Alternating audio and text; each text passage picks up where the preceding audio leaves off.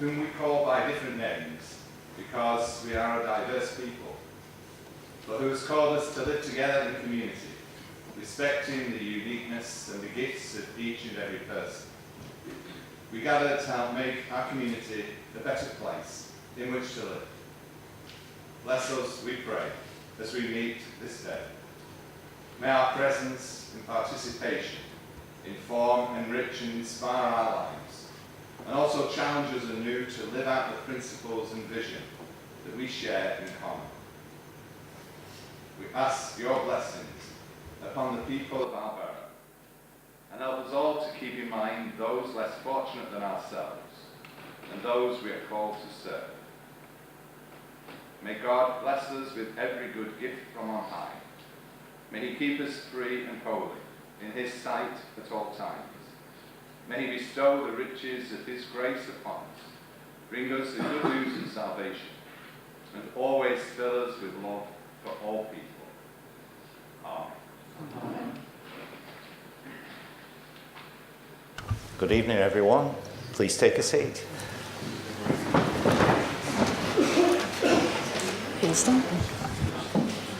This does feel most peculiar with the light shining. It's like being grilled or something. So welcome everyone, and it's a little bit late I guess, but Happy New Year. Hope we have a peaceful 2020.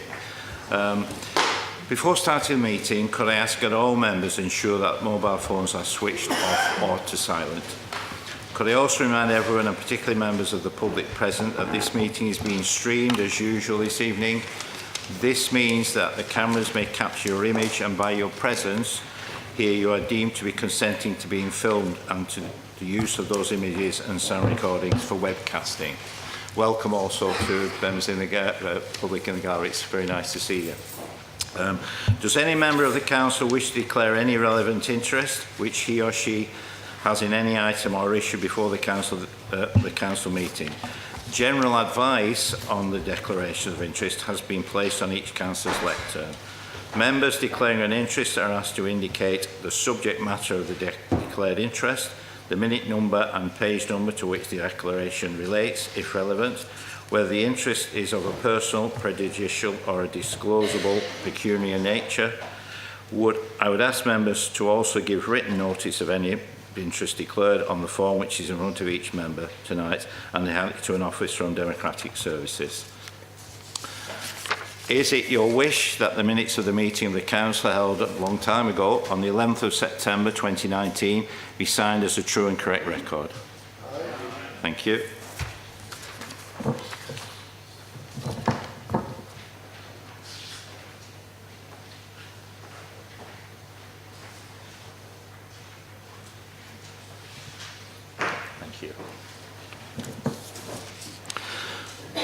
I'm sad to report the recent death of former Unsworth councillor Sylvia Mason. Sylvia is someone I'd known for a long number of years and served this town and the community very well. I would ask that all members rise and stand as a tribute.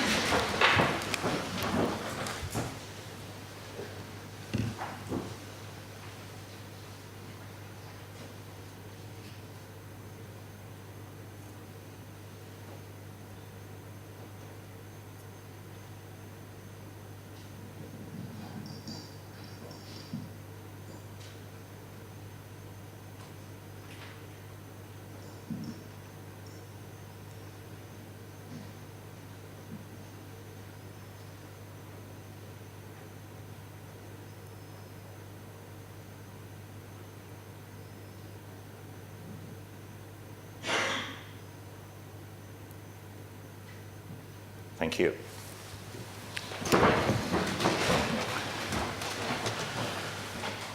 I would like to congratulate all those from Bury who have been recognised in the Queen's New Year Honours recently, namely Wilf Oldham, Ruth Lax, Dorothy Wood and Gordon Carlson. Also Jim Hindman, who has been awarded the Benemerente Medal from Pope Francis. Congratulations to all those people. I would like to thank all those who supported my Mayor's Ball in December. This has raised funds for the two charities, Bury Hospice and Buddies for Children with Autism. Bury Hospice provides much needed care and support to the Bury community and wider, offering inpatient care, community support, family support to ensure that every patient receives the best possible treatment and care. Buddies for Children with Autism supports the families and friends of children and adults that experience social isolation due to autism by providing support groups, sensory sessions, parties and one-to-one support. The Mayoress and I will be hosting a Burns night on the evening of Thursday the 30th, that's a week tomorrow, at Bury College in support of the mayoral charities. If you would like any more information, get in touch please. It isn't only to raise money for the charities, it is to showcase Bury College. The students will be the ones that will be providing will be serving us. So I wish to report the council election of Councillor Dean Vernon for the Church Ward of the Borough. I'm sure the members will join me in welcoming Councillor Vernon. So, there you are. Welcome, Councillor. Public question time. A period of up to 30 minutes is set aside for questions from members of the public. There have been quite a number of questions. There have been 11, in fact, received in advance of the meeting. I would just say we've got a packed agenda, so I would appreciate in asking you questions if we try and keep moving, keep to questions rather than statements. And so I'll call on Carol Birchmore to ask question 1 relating to Ratcliffe Town Centre. Ms Birchmore. The people of Radcliffe have long been told that Bury Council can do nothing to revamp the high street businesses in Radcliffe because all the shops are owned by a private company in London. Following a recent Freedom of Information request, I can now confirm that Bury Council Property Services own 47 retail and commercial properties in the centre of Radcliffe and other retail and commercial properties on the outskirts. I'm therefore struggling to see why the council are claiming to be so helpless. It has crossed my mind that in fact the council are actually not interested in helping Radcliffe to retain its town centre and would instead prefer high street properties to simply become residential properties. Is this the case? Thank you, Mrs Birchmore. Councillor Jones. Thank you, Mr Mayor. Thank you, Mrs Birchmore, for your question. I can assure you that we are not helpless in matters of Ratcliffe Town Centre. Excuse me. We are fully committed to the regeneration of Radcliffe, and this includes, obviously, the regeneration of the town centre as well. We have already committed £500,000 to help deliver improvements to the centre, including various public realm improvements, quality seating and additional CCTV. This funding will also be used this year to improve car parking provision for local residents, and more importantly, £100,000 of this money is specifically earmarked for shopfront improvements in Radcliffe Town Centre. Now, I think this demonstrates that we are actually trying to improve the high street properties and improving the environment of the centre to help and attract investment into the town. On top of this, last week, the council approved plans for a strategic regeneration framework that will set out a clear vision for the regeneration of Radcliffe, including, once again, Radcliffe Town Centre. And while the council doesn't own all of the land and buildings within the centre, we are happy to work with stakeholders, partners and other owners to ensure that the framework we expect to be delivered is delivered to a thriving and attractive centre. Ms Birchmore, you did submit your question in writing. You're entitled to a supplementary if you want to. I'd ask you to get to the point of your question as quickly as you can, please. I've got to tell you that the feeling is in Radcliffe that what you're trying to do is turn Radcliffe into a suburb of Bury. We don't feel that you're investing in our properties. You've talked about £500,000. You've invested £1.3 million, 1.3 million in the market at Bury. Don't you think that's a bit of a slap in the face to people at Radcliffe? Thank you. Councillor Jones.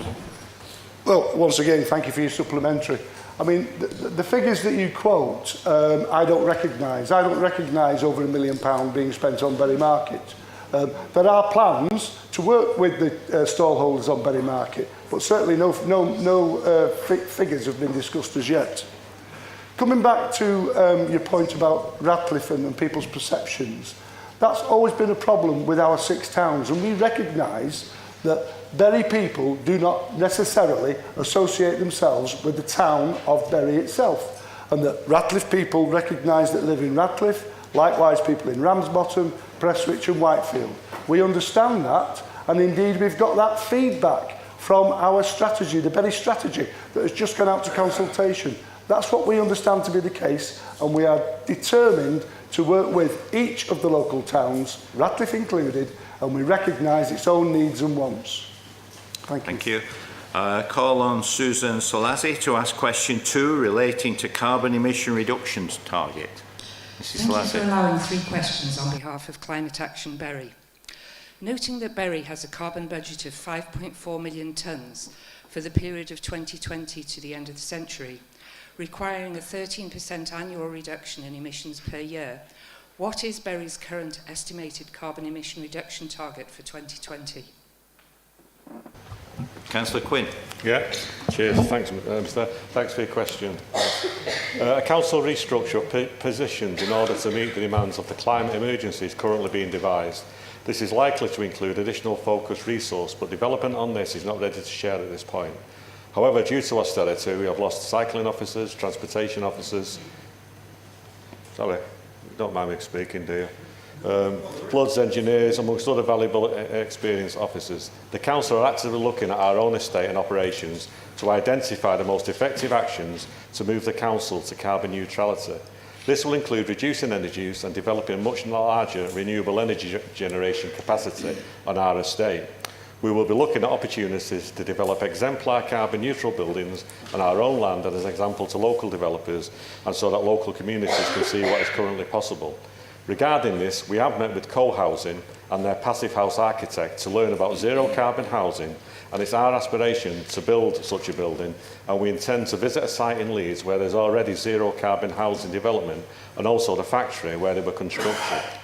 We have reduced our own carbon footprint by 44% since 2009, and we will be working with other GM authorities and agencies who form the Greater Manchester Green City Region Partnership, and the partners are Electricity North West, Cadent, who do the gas, our waste contractor Suez, the Local Enterprise Partnership, Greater Manchester Housing, United Utilities, the Wildlife Trust, the Manchester University, the BBC, Cooler Projects, the Environment Agency, Siemens, the Department for Business, Environment or Enterprise and Industrial Strategy, Public Health England, Homes England and Transport for Greater Manchester.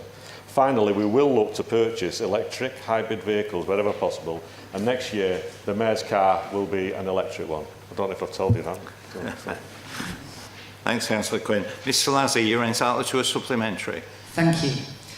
What urgent actions, partly you have answered this actually, but what urgent actions were taken in 2019 and or will be taken this year that will achieve the target? Councillor Quinn. Again, thanks for your supplementary. We are currently implementing plans to increase our electric vehicle charging network, commencing over the next 12 months as part of our Greater Manchester Clean Air Plan proposals, and we'll be seeking government funding for a further 300 dual-headed charge points across Greater Manchester, which will provide further charging points in Bury. In the near future, we will be consulting on our proposals for a Greater Manchester-wide clean air zone, and which will present a major step forward in controlling emissions from vehicles. A clean air zone is not a congestion zone.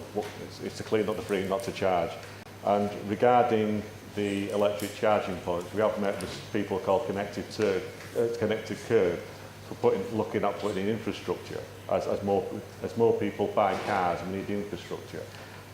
We recognise the importance our young people can play on this agenda.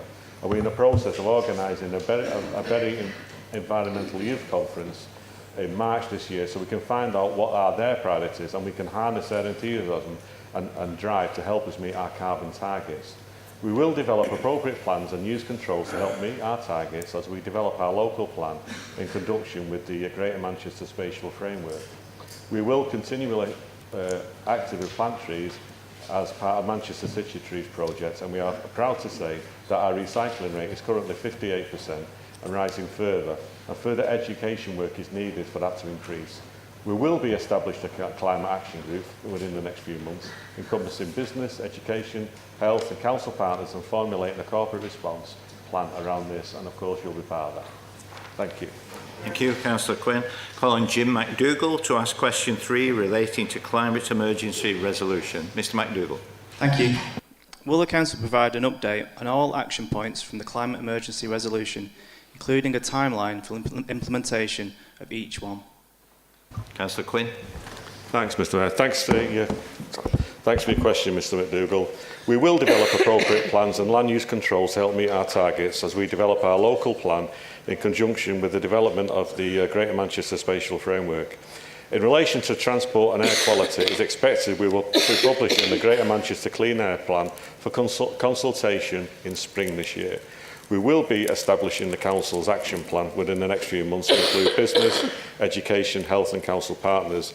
The stakeholder panel will be formed in the next few months. This is an ongoing task. I've personally been a signatory to the letter to the government requesting the powers councils have to enforce anti-idling outside schools.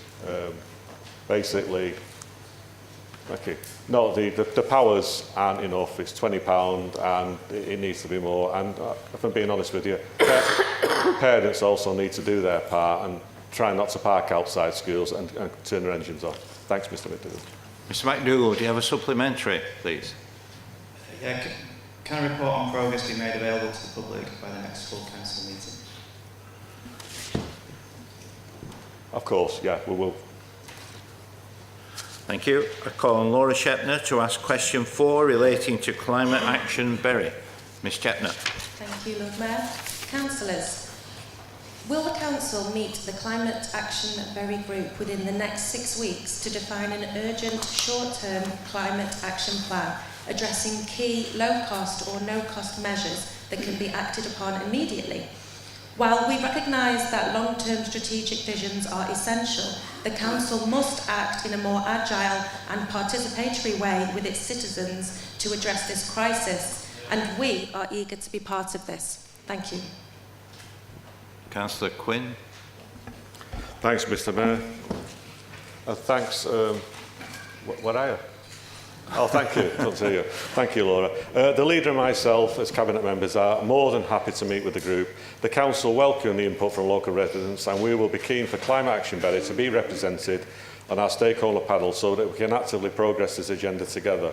We will invite Climate Action Bury to join us, and I'm sorry I didn't get to your first meeting, but I had a family engagement. My daughter was over from Switzerland, so I'll try and make it the next one. Thank you.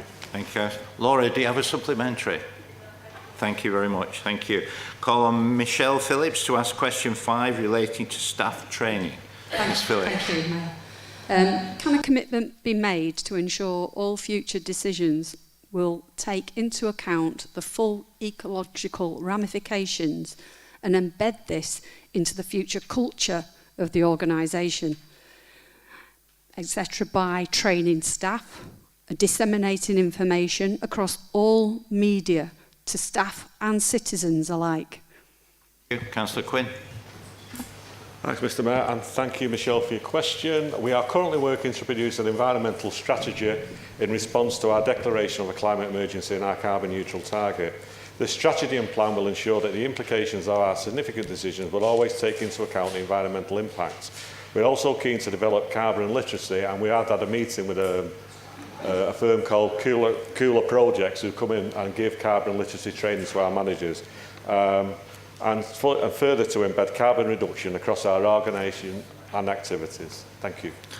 Michelle, do you have a supplementary? Thank you. That's good. Thank you very much. Call on Adam Rose to ask question 6 relating to a citizens' assembly. Mr Rose. Not in attendance. Mr Rose is not here, so the question won't be asked, but an answer will be provided to Mr Rose in writing. Call on Nick Hubble to ask question 7 relating to funding. Yeah, hi. I'm here on behalf of an organisation called Walk Ride Prestwich and Whitefield. This is my question. Which councillors and or officers have been allocated to the tasks within the council to handle the climate and ecological issues, looking at all issues across all departments? We're missing out on lots of available funding. For instance, £160 million has been available across Greater Manchester to reduce traffic and air pollution via the B Network initiative. Bury has thus far only secured a rather modest amount and is falling significantly behind more active councils such as Salford, Stockport and Wigan. With congestion costing businesses in Greater Manchester £1.3 billion a year, 30% of all journeys in GM of less than a kilometre made by car, and 3 people in Greater Manchester dying early from the effects of air pollution. I think that's a day. We want to work with the council as an organisation to support the vision for a sustainable and joined-up city transport system that prioritises walking and cycling. We've had various meetings over the last year with promises of support. Former leader Rishi Shuri attended these meetings and was keen to promote the active travel agenda in Bury. We've liaised with officers from, for example, wellness and environment, and we welcome their enthusiasm and commitment from a clean air and physical activity perspective. Unfortunately, we have struggled to make contact with planning and highways, who are responsible for actually developing and submitting the bids for active travel schemes. Councillor Quinn. Thanks, Mr Mayor. Thanks for your question, Mr Hubble. From the Greater Manchester Mayor's £160 million challenge fund, Bury has programme entry status for schemes totalling about £12.5 million. The borough will also benefit from TFGM-led schemes to be implemented in all districts. The final figure will depend on the completion of delivery agreements. Larger proportions of the fund have been allocated to schemes in the south side of Manchester City, the city centre, where TFG believe there are more opportunities for encouraging walking and cycling. And it's understood there will be an announcement on the current position by Andy Burnham on the 28th of January. Thanks. Okay. Do you have a supplementary, Mr Hubble? We're hearing a lot about electric cars. We'll all know they're good for emissions, but they're nowhere near carbon neutral. The carbon footprint of those is vast. So what is Bury's strategy for reducing vehicular traffic to a level commensurate with the climate emergency, i.e. an absolute minimum, effecting that mode shift away from cars towards walking, cycling, public transport for most journeys that people make around the borough? What is Bury's current active strategy for doing that? Thank you. Councillor Quinn. Yeah, thanks. What we are doing, we've got in consultation with the rest of Greater Manchester to bring in the clean air zone. As you rightly say, I think 50% of the journeys made in Greater Manchester are 2 kilometres or less. What we need to do, and it's going to be a long goal, is to get cars off the road. What we do that, and what we have applied for is £116 million worth of funding, and that is a clean freight fund, a clean taxi fund and a clean bus fund. 90% of the buses in Greater Manchester are not compatible with clean air. And regarding the bus companies, I mean, you're from the same area as I am. I think it's Rosso are now withdrawn in the X41. So what will that mean? That will be more cars on the road, on the motorway. So what we are looking to do is to franchise the bus services and to have an integrated public transport system. And we need to make public transport affordable, safe, reliable, so people do get out of the cars, and they're not going to want to do it, but they're going to have to in the end, because we're all going to have to do it. We're going to have to look at new ways. Regarding the Metrolink, fantastic system, it's too dear. But the Metrolink is not subsidised the way London is, so the Metrolink is run purely on fares. And I will say this, I don't mind a bit of London bashing now and again, 29% of the transport budget of England goes to London, not the South East London. North West gets 9%. So it will be a long goal, but the first thing we'll do, we'll develop the clean air plan, but that is relying on funding from the government, and the government also needs to give us the laws, Mr Hubble, and one of them will be taking the moving traffic regulations off the police and letting the local council do it, so we can, for instance, use AMPR to find motorists who enter box junctions like junction 17, block the traffic, so once they get fined, they won't do it. Thank you. Thanks, Councillor Quinn. We call on Joel Instone to ask question 8 relating to planning. Mr Instone. Oh, sorry.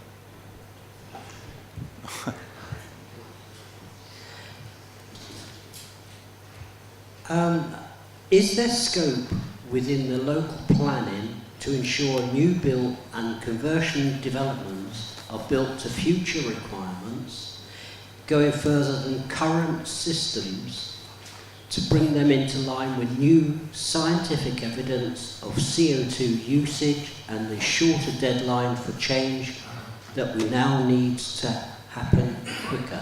Thank you. Councillor Quinn. Thanks, Mr. Mayor. Thanks for your question, Mr. Instone. The answer, unfortunately not. Planning decisions must be made in accordance with the development plan unless material planning consideration indicate otherwise. The current local plan is out of date and does not include policies to enable such issues to be secured. Nationally, the National Planning Policy Framework does not include such detailed specific requirements either, which, if it did, would have an overriding effect on the development plan. We'll just find the next bit. Policies are being formulated to make their way into a new local plan. This plan would go through normal legal steps before adoption and would seek to raise the bar above the current plan.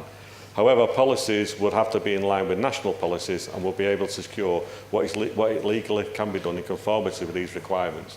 So in short, planning policy is slated towards a developer. There was a development in my area and I rang the developers up and said, would you put solar panels on? Would you look at air source heat pumps? Would you look at triple glazing with clay gas? Would you look at sustainable drainage? Would you look at nesting bricks for birds? And the answer to all of them was, no, it's not in the local plan. So I'm sorry, but that's where we are.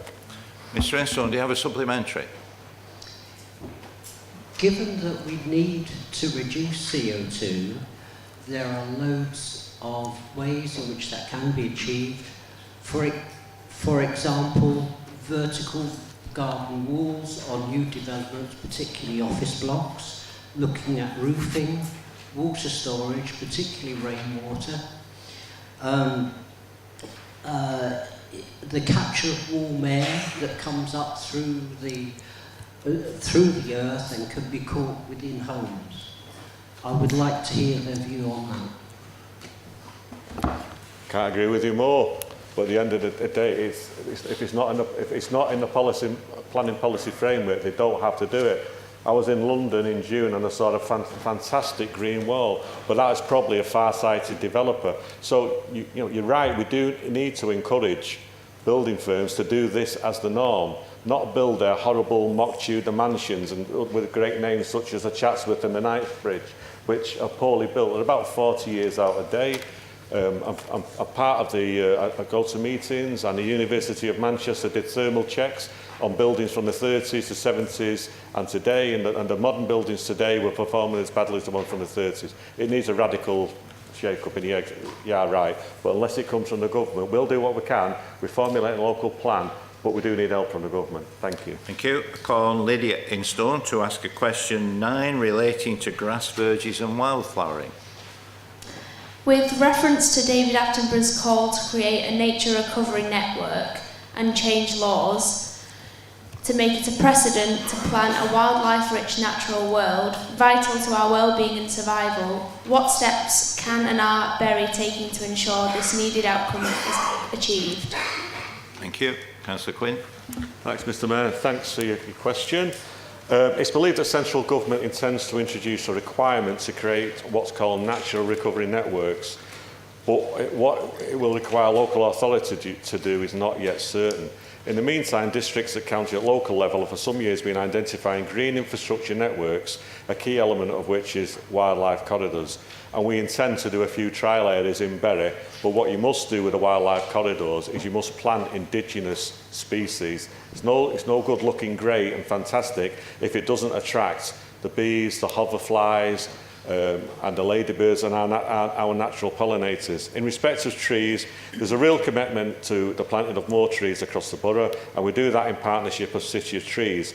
Planting has just gone ahead in St Mary's Park, Prestwich and Boss Park, Whitefield, in conjunction with local schools and community groups under Defra's Trees for Learning scheme.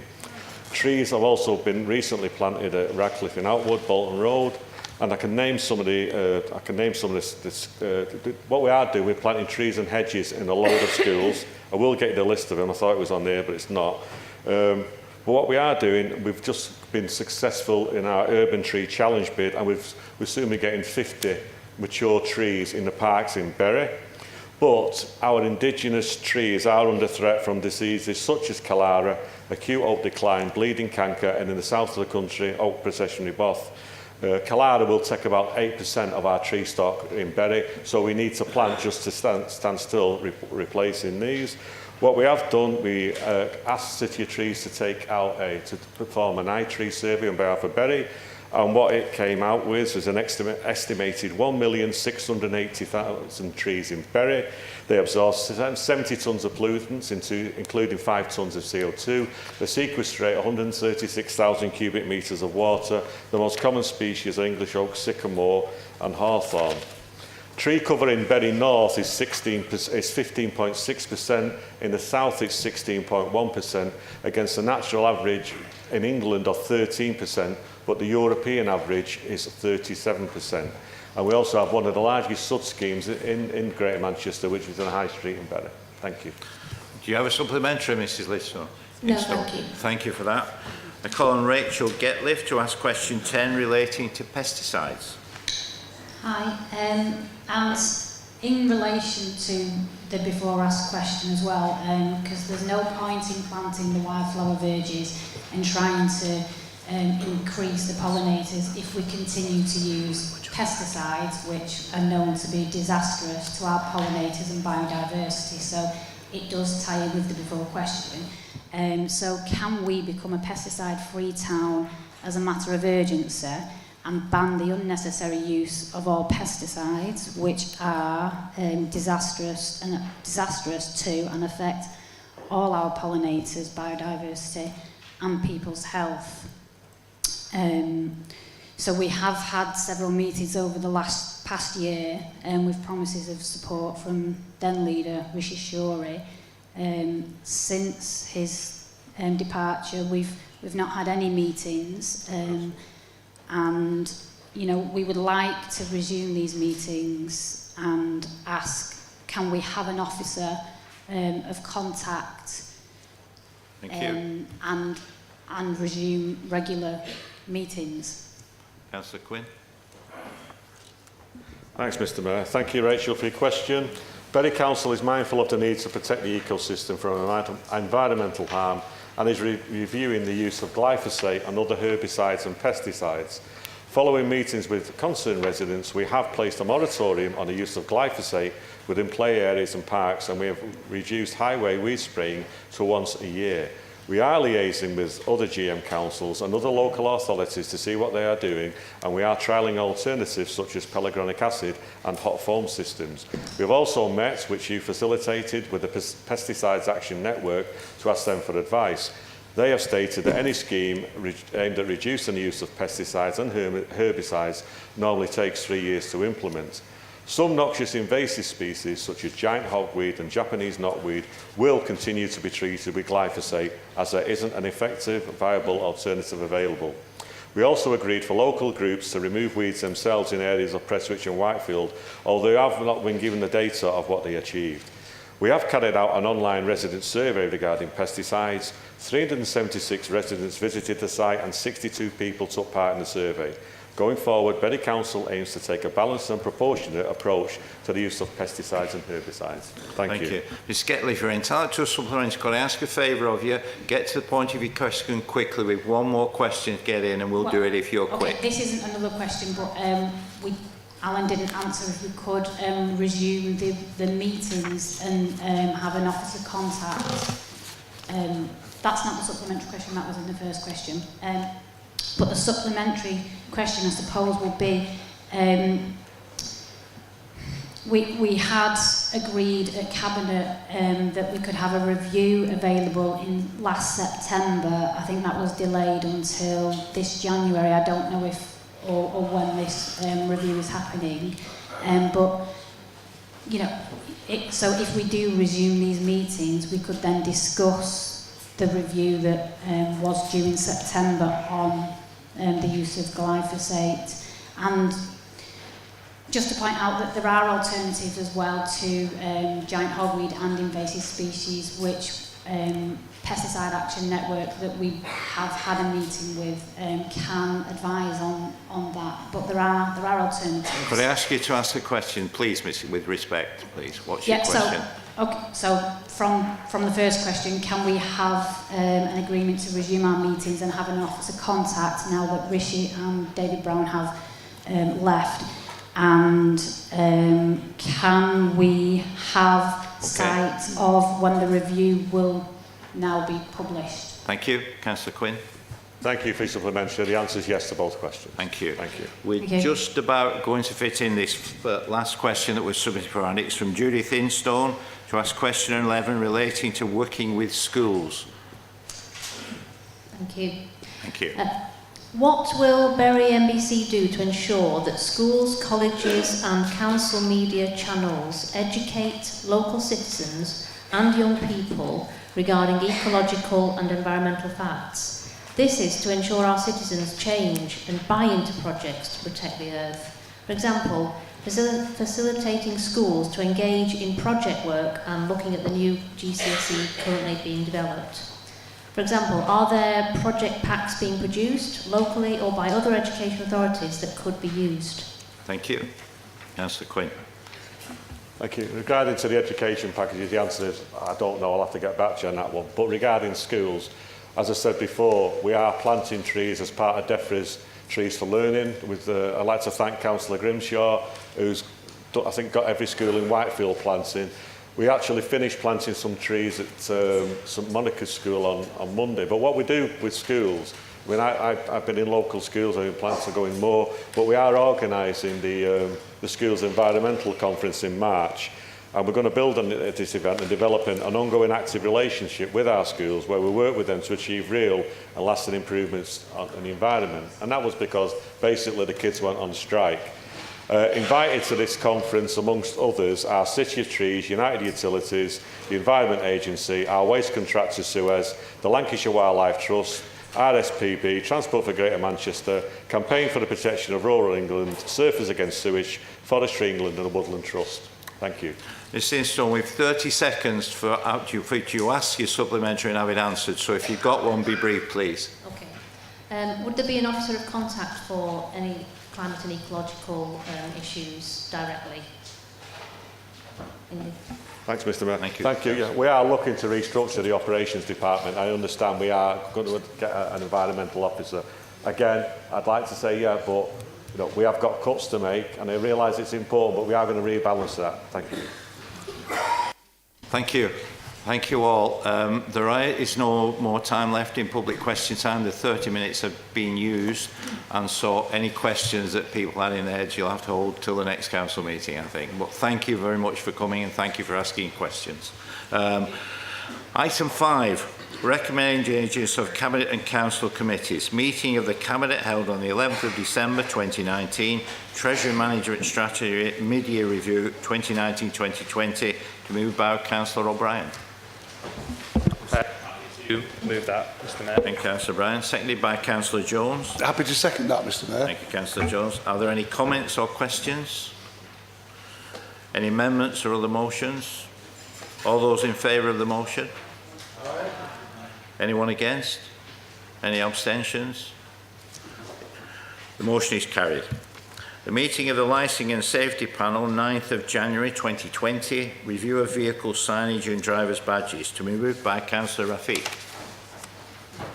I'm happy to move that, Mr Mayor. Thank you. Thank you. To be seconded by Councillor Black. Thank you. Any comments or questions? Any amendments or other motions? All those in favour?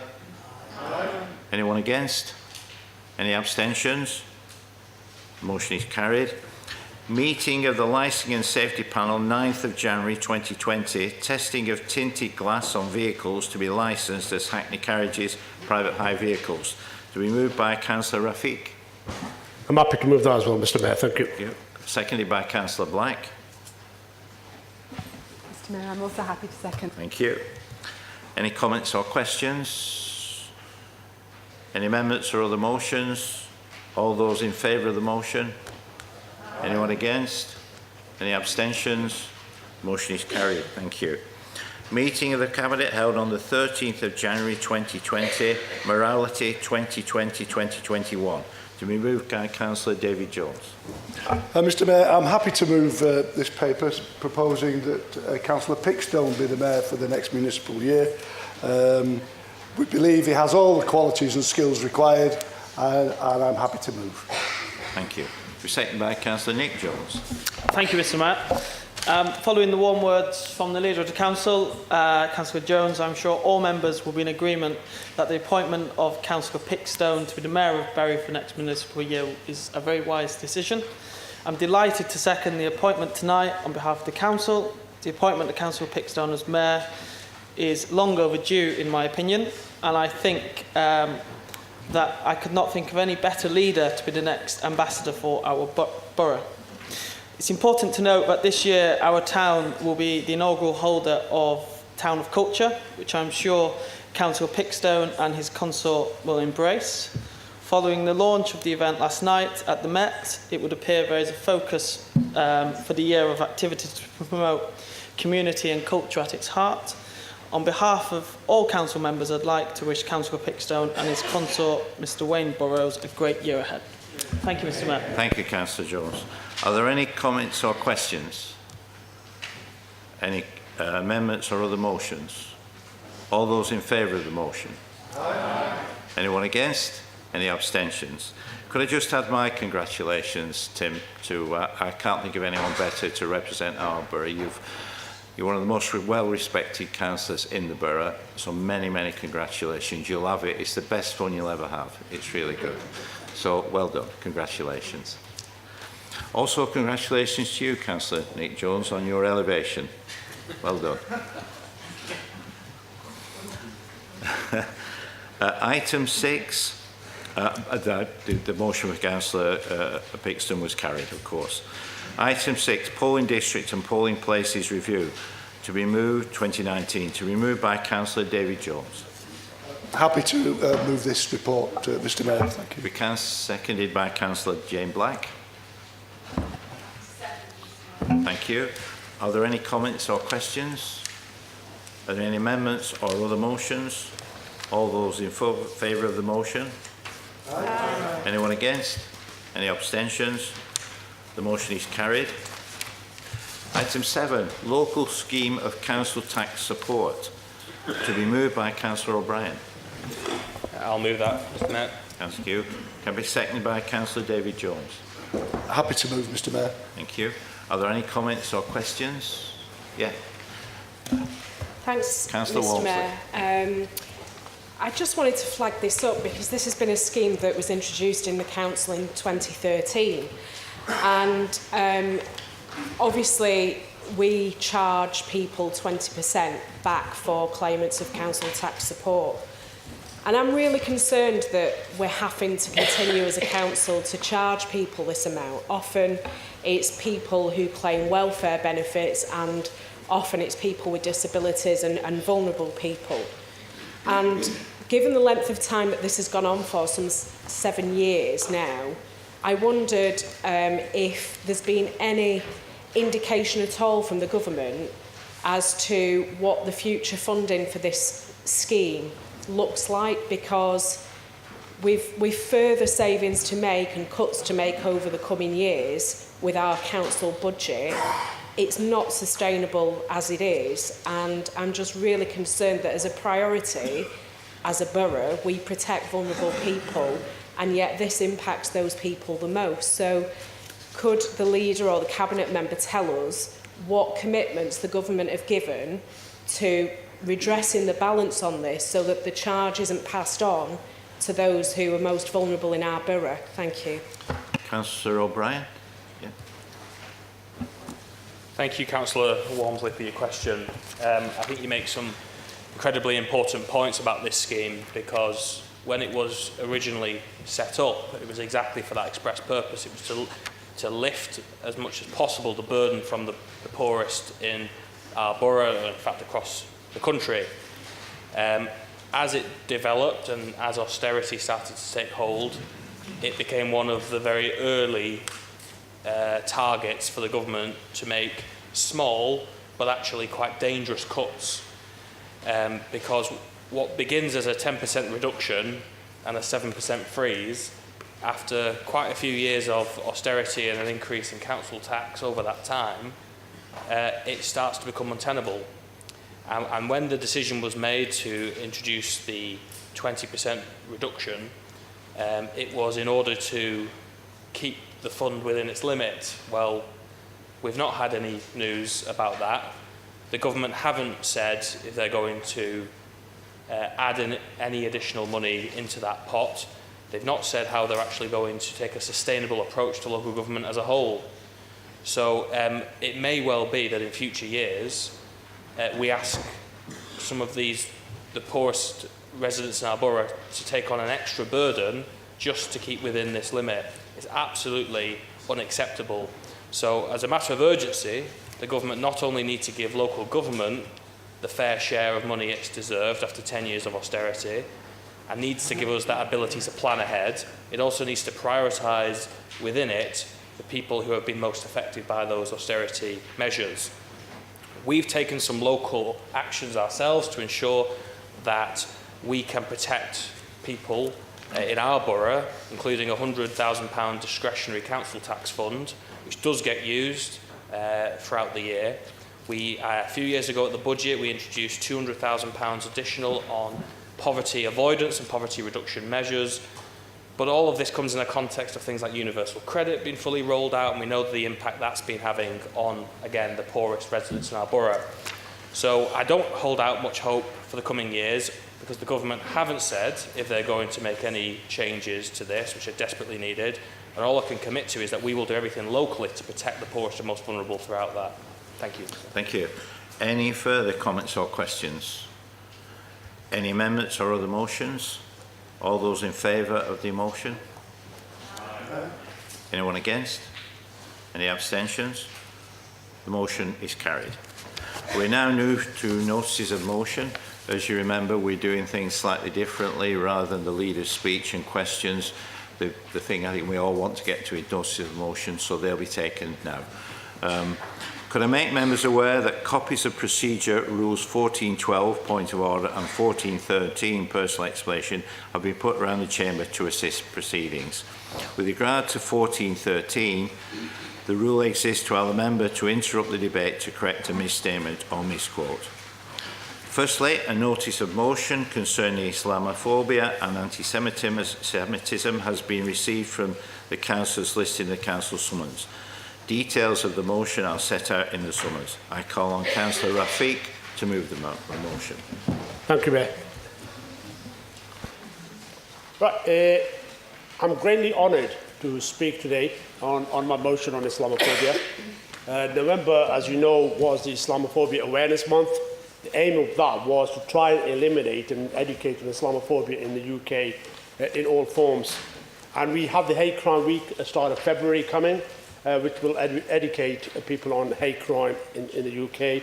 So this is a very timely motion. Mayor, as we know, I was elected as a Bury Councillor for Unsworth Ward on the 3rd of May 2018.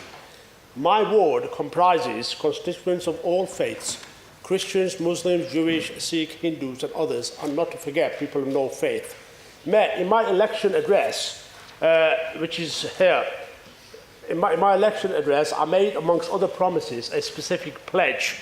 I promised my ward residents that I will fight against anti-Semitism and all other forms of prejudice and racism within our party or elsewhere, and will promote interfaith activity. They put that trust in me. I am determined to fulfil that and all my pledges, and I will not let them down. That is what my parents, my family, my education and ethics teach me. I've got no U-turns. I believe all people and members in this chamber are actually decent men and women, and we all appreciate the responsibility as elected members to our constituents. Very. Thank you. You only to say, stand up and say. Stand up and say what you want to say. Before he speaks about these sorts of things, I think he should apologise for the appalling tweet that he put out during the general election campaign. Excuse me, would you mind addressing your remarks to me and not talking across the chamber? Speak to me. Right. And address me as Mr. Mayor. Before he's got the gall and the temerity to stand up and preach to us. You're not speaking anymore, sit down. Rafiq. Bury has a strong history of promoting cohesion and welcoming people from all over the world. And it is important that Muslims, as well as other faith communities or no faith, are protected. Mayor, Bury Council is proud of this diversity. It is a huge asset and source, Bury has a strong history of promoting cohesion and welcoming people from all over the world, and it is important that Muslims as well as other faith communities or no faith are protected. Mayor, Bury Council is proud of its diversity. It is a huge asset and source of Bury's great strength. From the total population of around 190,000, a substantial proportion of Bury's residents are from the Muslim faith, approximately 6.10% in the borough, and the Jewish community making up approximately 5.60%. Nationally, 4.8% of the total population are Muslims, and that's the largest single non-Christian faith group, and 47% of them are UK born. Muslims are therefore an integral part of Bury's makeup, playing a huge role in all aspects of life in Bury.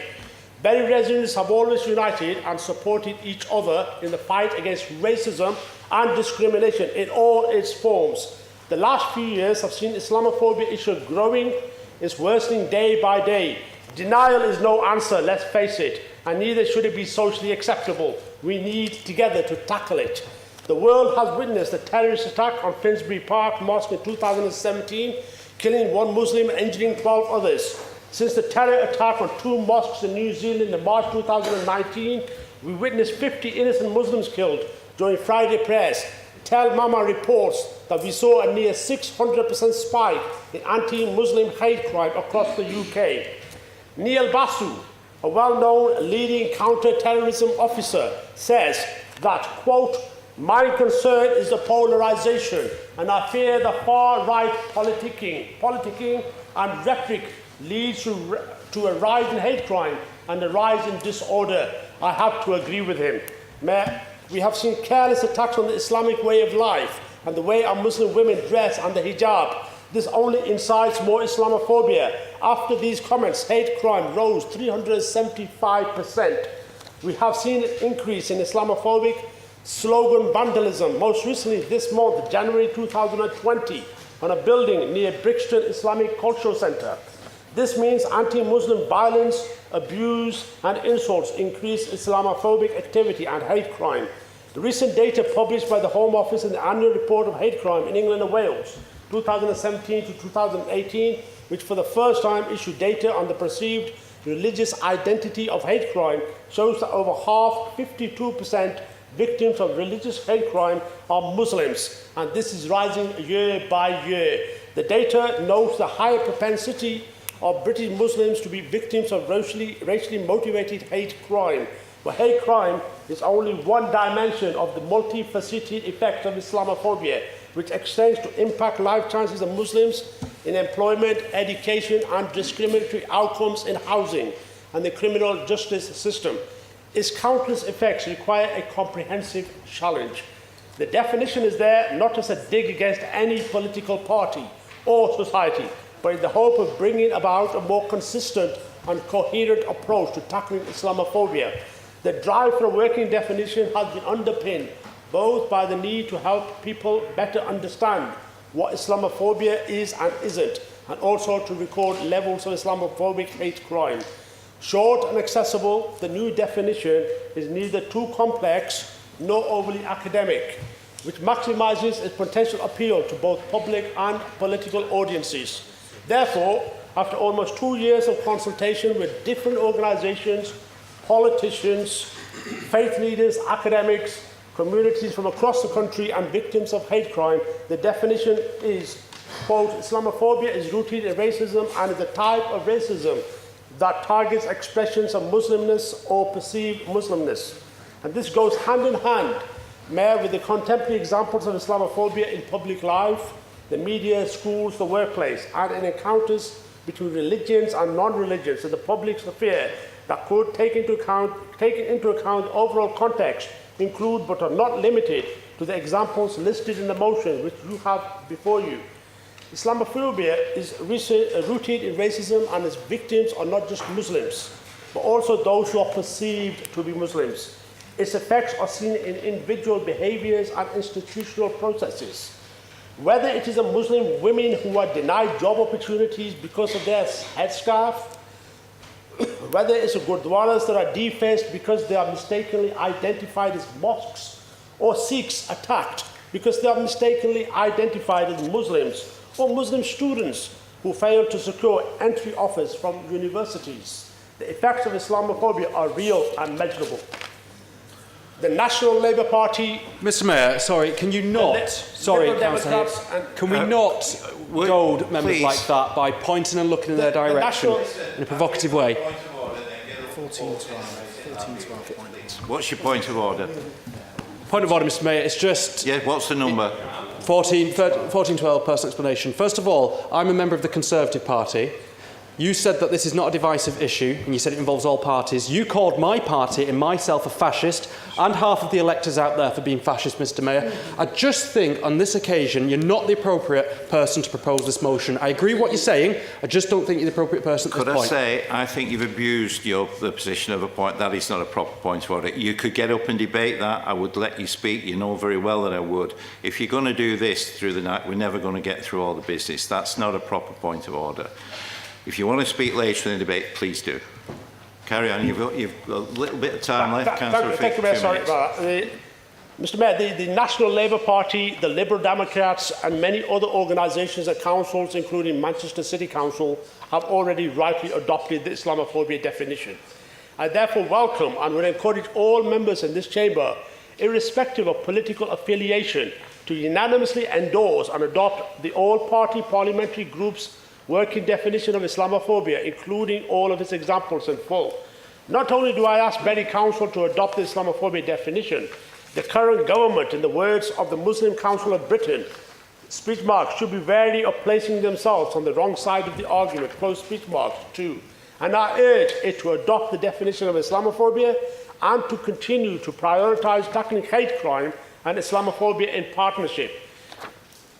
Mr Mayor, Bury Council works with partners too, like Bury Police. I would ask the Council to prioritise and tackle local community safety concerns on a rolling basis and coordinate future actions in line with this definition of Islamophobia to make Bury a safe and enjoyable place to live, work, study and visit for all Muslims. Finally, as we approach the Holocaust Memorial Day, I proudly confirm, and I'm really proud of that this Council has previously adopted the IHRA International Holocaust Remembrance Alliance definition of anti-Semitism. And today, hereby, I reaffirm that that definition adopted always intended to and is a full definition, including all of the examples are listed in my motion before you. I therefore urge... I'll just finish on, Mr Mayor, so I therefore urge everybody to support my motion. Thank you. To be seconded by Councillor Gold. Thank you. I'm happy to second that and I reserve my right to speak. Thank you. Are there any comments? Councillor Hurst? Councillor Hurst, it seems only fair I give you first shot if you want it. OK. Councillor Silbiger. Thank you, Mr Mayor. I want to apologise for my outburst before, but I want to clarify. I have nothing Apology against... accepted. Thank you. Nothing against Councillor Rafiq's motion, and I agree with all that he said, but I just think it's completely out of place and out of order. He sent an appalling tweet out during the general election campaign, calling us fascists and anti-Semites and bigots and racists, and here he is, trying to put motions about community cohesion. It's a joke, and more than that, I don't recall anybody from the opposition benches saying anything and calling for him to apologise. Anyone can make an indiscretion, you can make a mistake, but it's a lot worse that he hasn't had the decency to stand up and apologise. Shame on you, you're a disgrace to your party, a disgrace to your religion, a disgrace to yourself. Councillor Walker, perhaps we can have a little bit more of a calm contribution. Should be calmer because I've written it out because I think this is quite important. It's a very lengthy Labour resolution which I rise to comment. It comes with a lot of what I would say background of things that have gone on. It talks about an Australian who attacked a mosque in New Zealand. I'm grateful in a way that you've said that in your motion, and you mentioned Brixton, because usually somebody shuts me up for talking about anything beyond Deep Bridge. It's not relevant. Well, with all due respect, an Australian, let's say a man with mental problems who attacked a mosque in New Zealand, is not the business of this council. It's something that we're all concerned about, but you can't blame the Tories for that in Bury, though you seem to blame us for a lot of things. It's hard to see how Bury Council could have influenced that tragic event, but I do not wish to quibble on every clause. Most of it I agree with. And I think you'll find, as a group, we're not going to oppose you. Because if you opposed anything, it could be misrepresented and people might think like you, that we're racists and fascists. So we're not going to quibble on anything. I can see that we, the host community, are being blamed for anti-Muslim behaviour. But I'm not sure how we are to be blamed for anti-Muslim policies in Xinjiang, in China, the Uyghur. Terrible treatment there. Try that. I've not noticed anything like that in Bury College. I don't think we can be blamed for what's happened to Muslims in Burma or Christians in Burma. The resolution attempts balance by seeking to protect Islam and Judaism. I know she didn't say much on that actually, but that's another matter. That wasn't in my speech. But it omits mention of the most persecuted religion in the world, Christianity. The UN is looking into this, government departments are looking into it in Britain. It's terrible what is happening to Christians. In terms of suppression and massacres, Christians suffer in many countries. Churches are full of worshippers being blown up on Christmas Day in several countries in the world. No churches can be built in some Arab countries. The Coptic Church is persecuted in Egypt. Many churches are attacked in Indonesia, Pakistan and India and elsewhere. Even in this country, Christians suffer from a growing secular movement, and many Christians have lost jobs in recent years because of their faith. And I've lost certain appointments because of my faith. I won't go into that, that sounds like special pleading.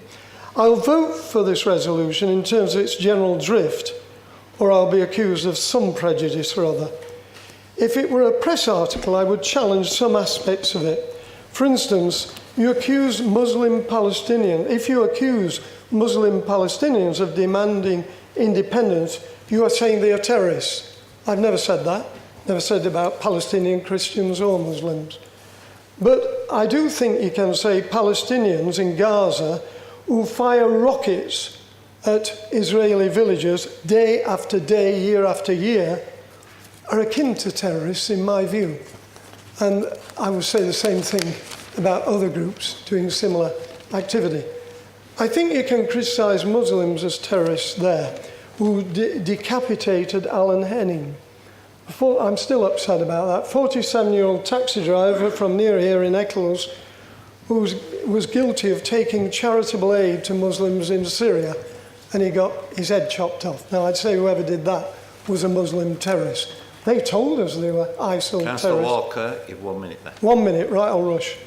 The most annoying aspect of the resolution is the criticism of white English people like myself, because we make mendacious, dehumanising, demonising, stereotypical allegations against Jewish and Muslim people, when one of the Labour signatories to this, and he's proposed it, criticised all Tories as Islamophobic, anti-Semitic, racist and fascist.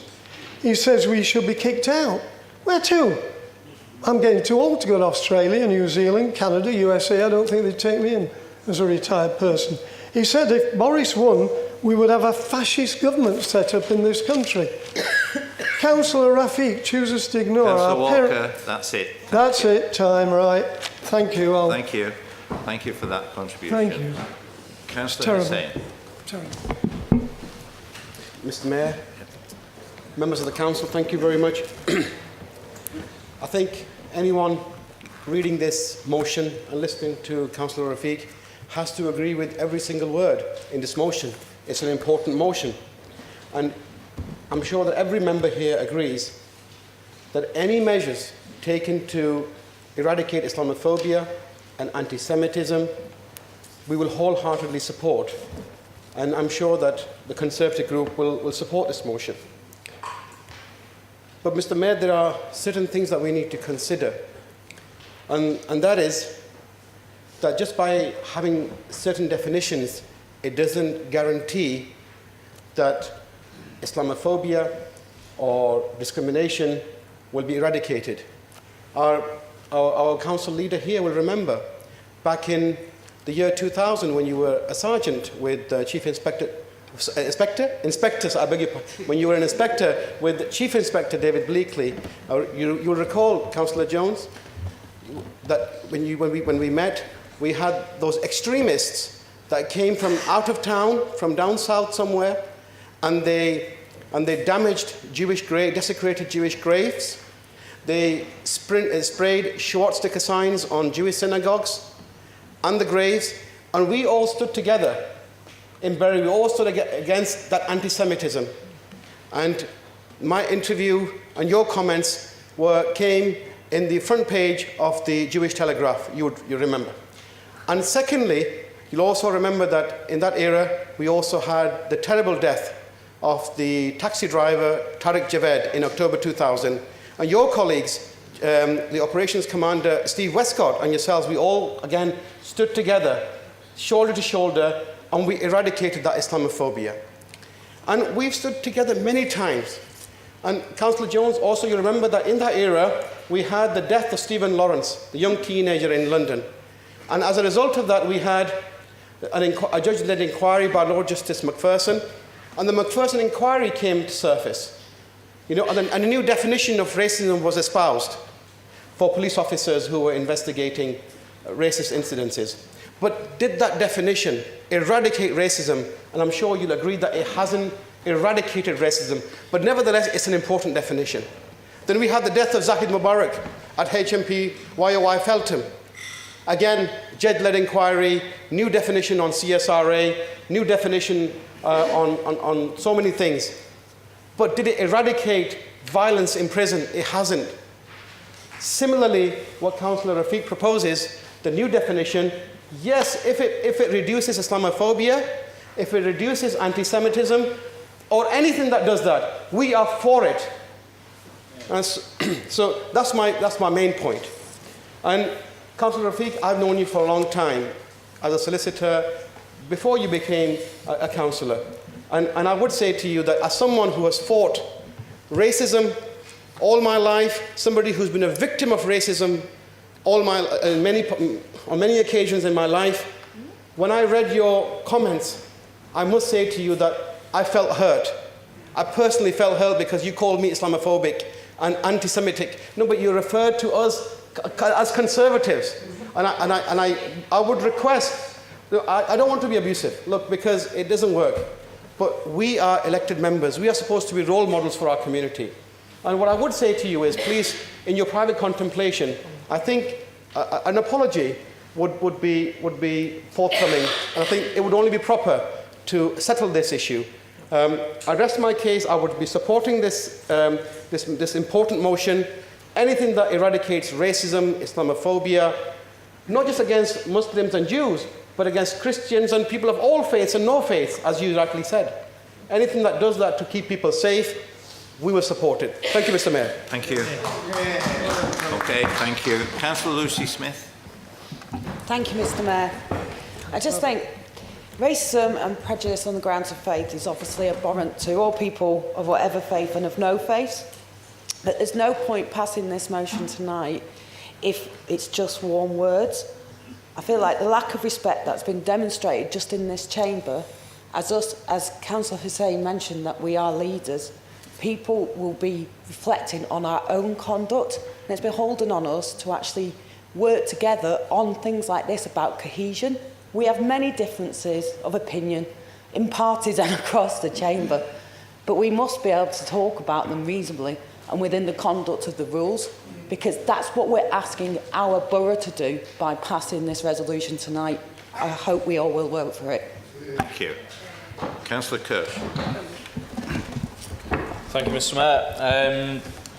There's two main points regarding this motion that I feel need to be made, and I know that in relation to the IHRA definition of anti-Semitism, this was one of the contentious points as well, in that we must ensure that any motions like this do not suppress constructive discourse. Firstly, in the IHRA definition, the main question was around suppressing free speech over the actions of the Israeli government, and I think that is absolutely something that is important to retain in political discussion.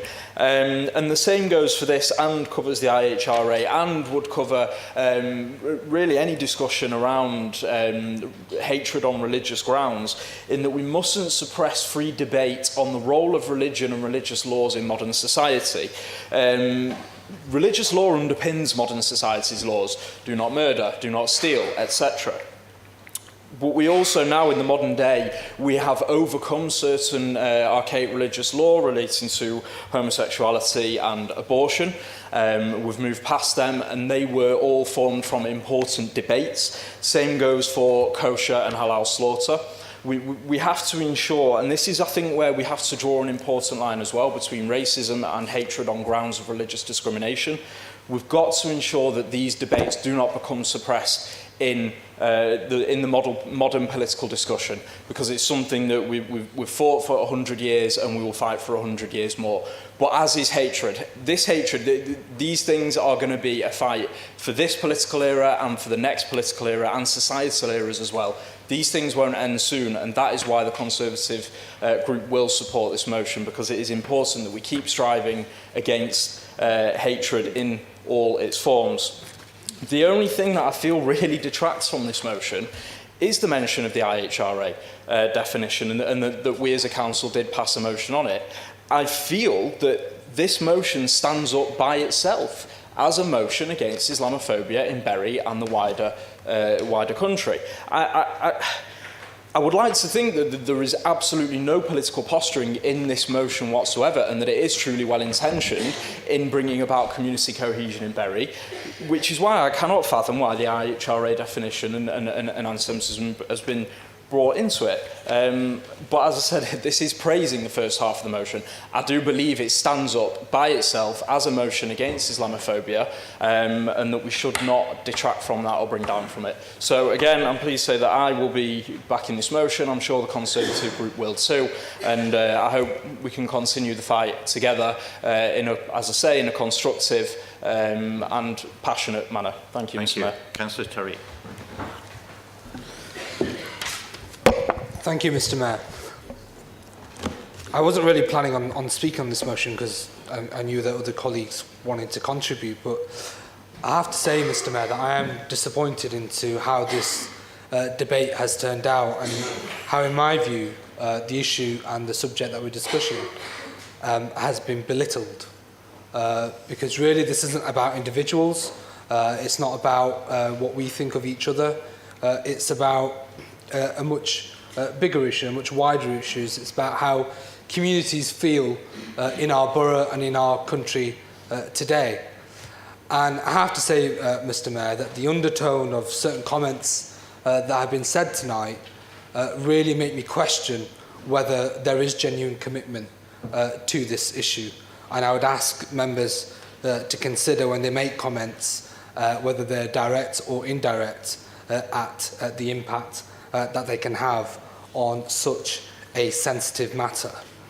It's really, really important that we as community leaders understand that Islamophobia is real, it does exist, and that there are communities and individuals who every day suffer the brunt of Islamophobia. And records will show in the last 3 or 4 years is where we've seen it at its worst. And that's something that we have to recognise, where events in this country, right around the world, in Europe, have overtaken us, so has our political discourse and what has now become acceptable. That, Mr. Mayor, has had an impact on the ground in our communities. So yes, I do challenge the assertion that events around the world or around the country don't have an impact in Bury. They absolutely do, because we've seen the impact. We've seen when events happen elsewhere in the world that hate crime rockets, that Islamophobia and anti-Semitism increases. We see that day in and day out, and that's really, really important to recognise and not to undervalue the impact that it can have on communities and individuals. It's also, Mr. Mayor, important to realise the impact that unpleasant individuals can have, both in our country and across the world.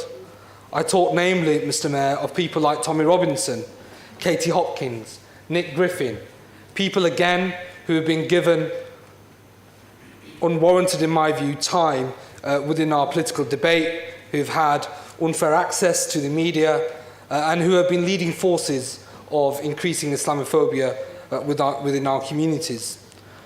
And also that issue that this country has been dealing with for the last 3 years, Brexit.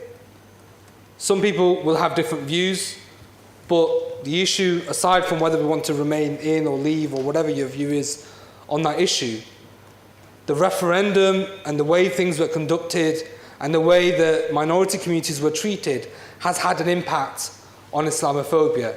It's allowed people's conceptions, their prejudices, to come out in ways that wouldn't have happened previously. It's almost, Mr. Mayor, made it acceptable. And that's something that we have to recognise as well. And in our schools, Mr. Mayor, we have a specific issue that unfortunately some of our schools are not aware of how to deal with issues around Islamophobia.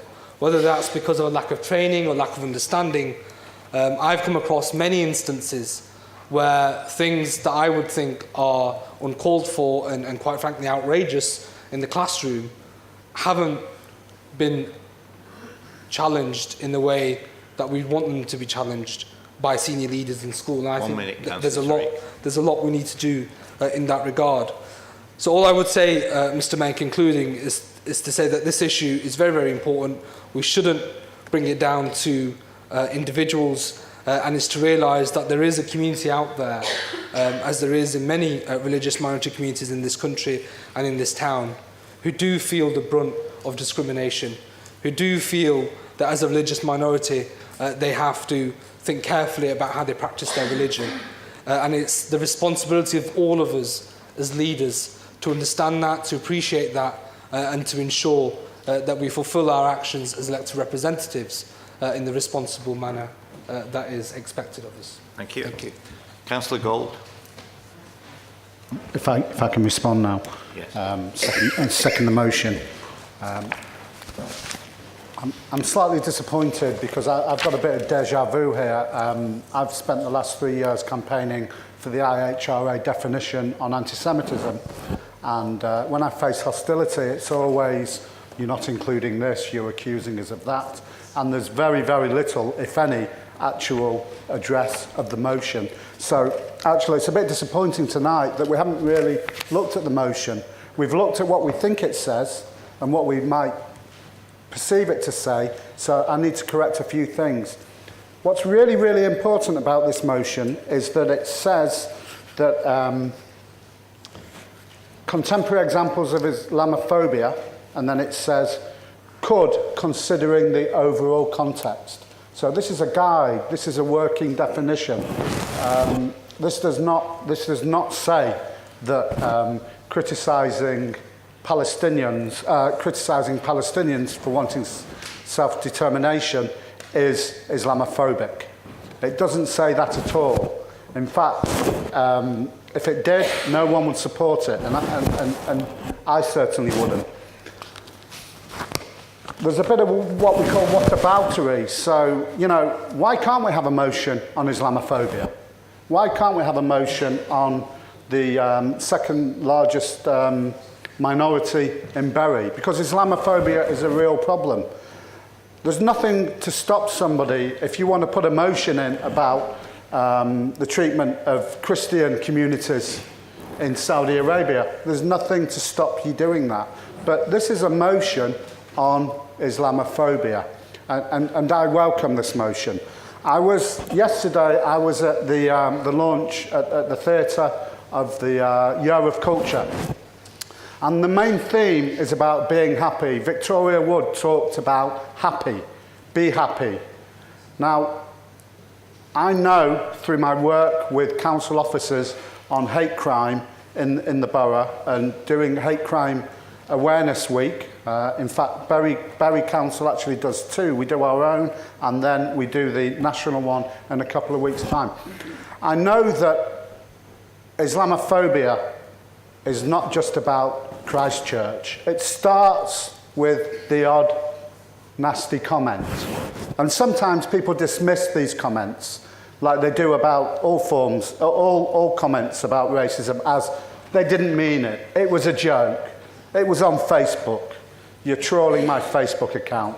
But what, or Twitter. Yeah? Thank you. You see, you just proved my point. Thank you very much.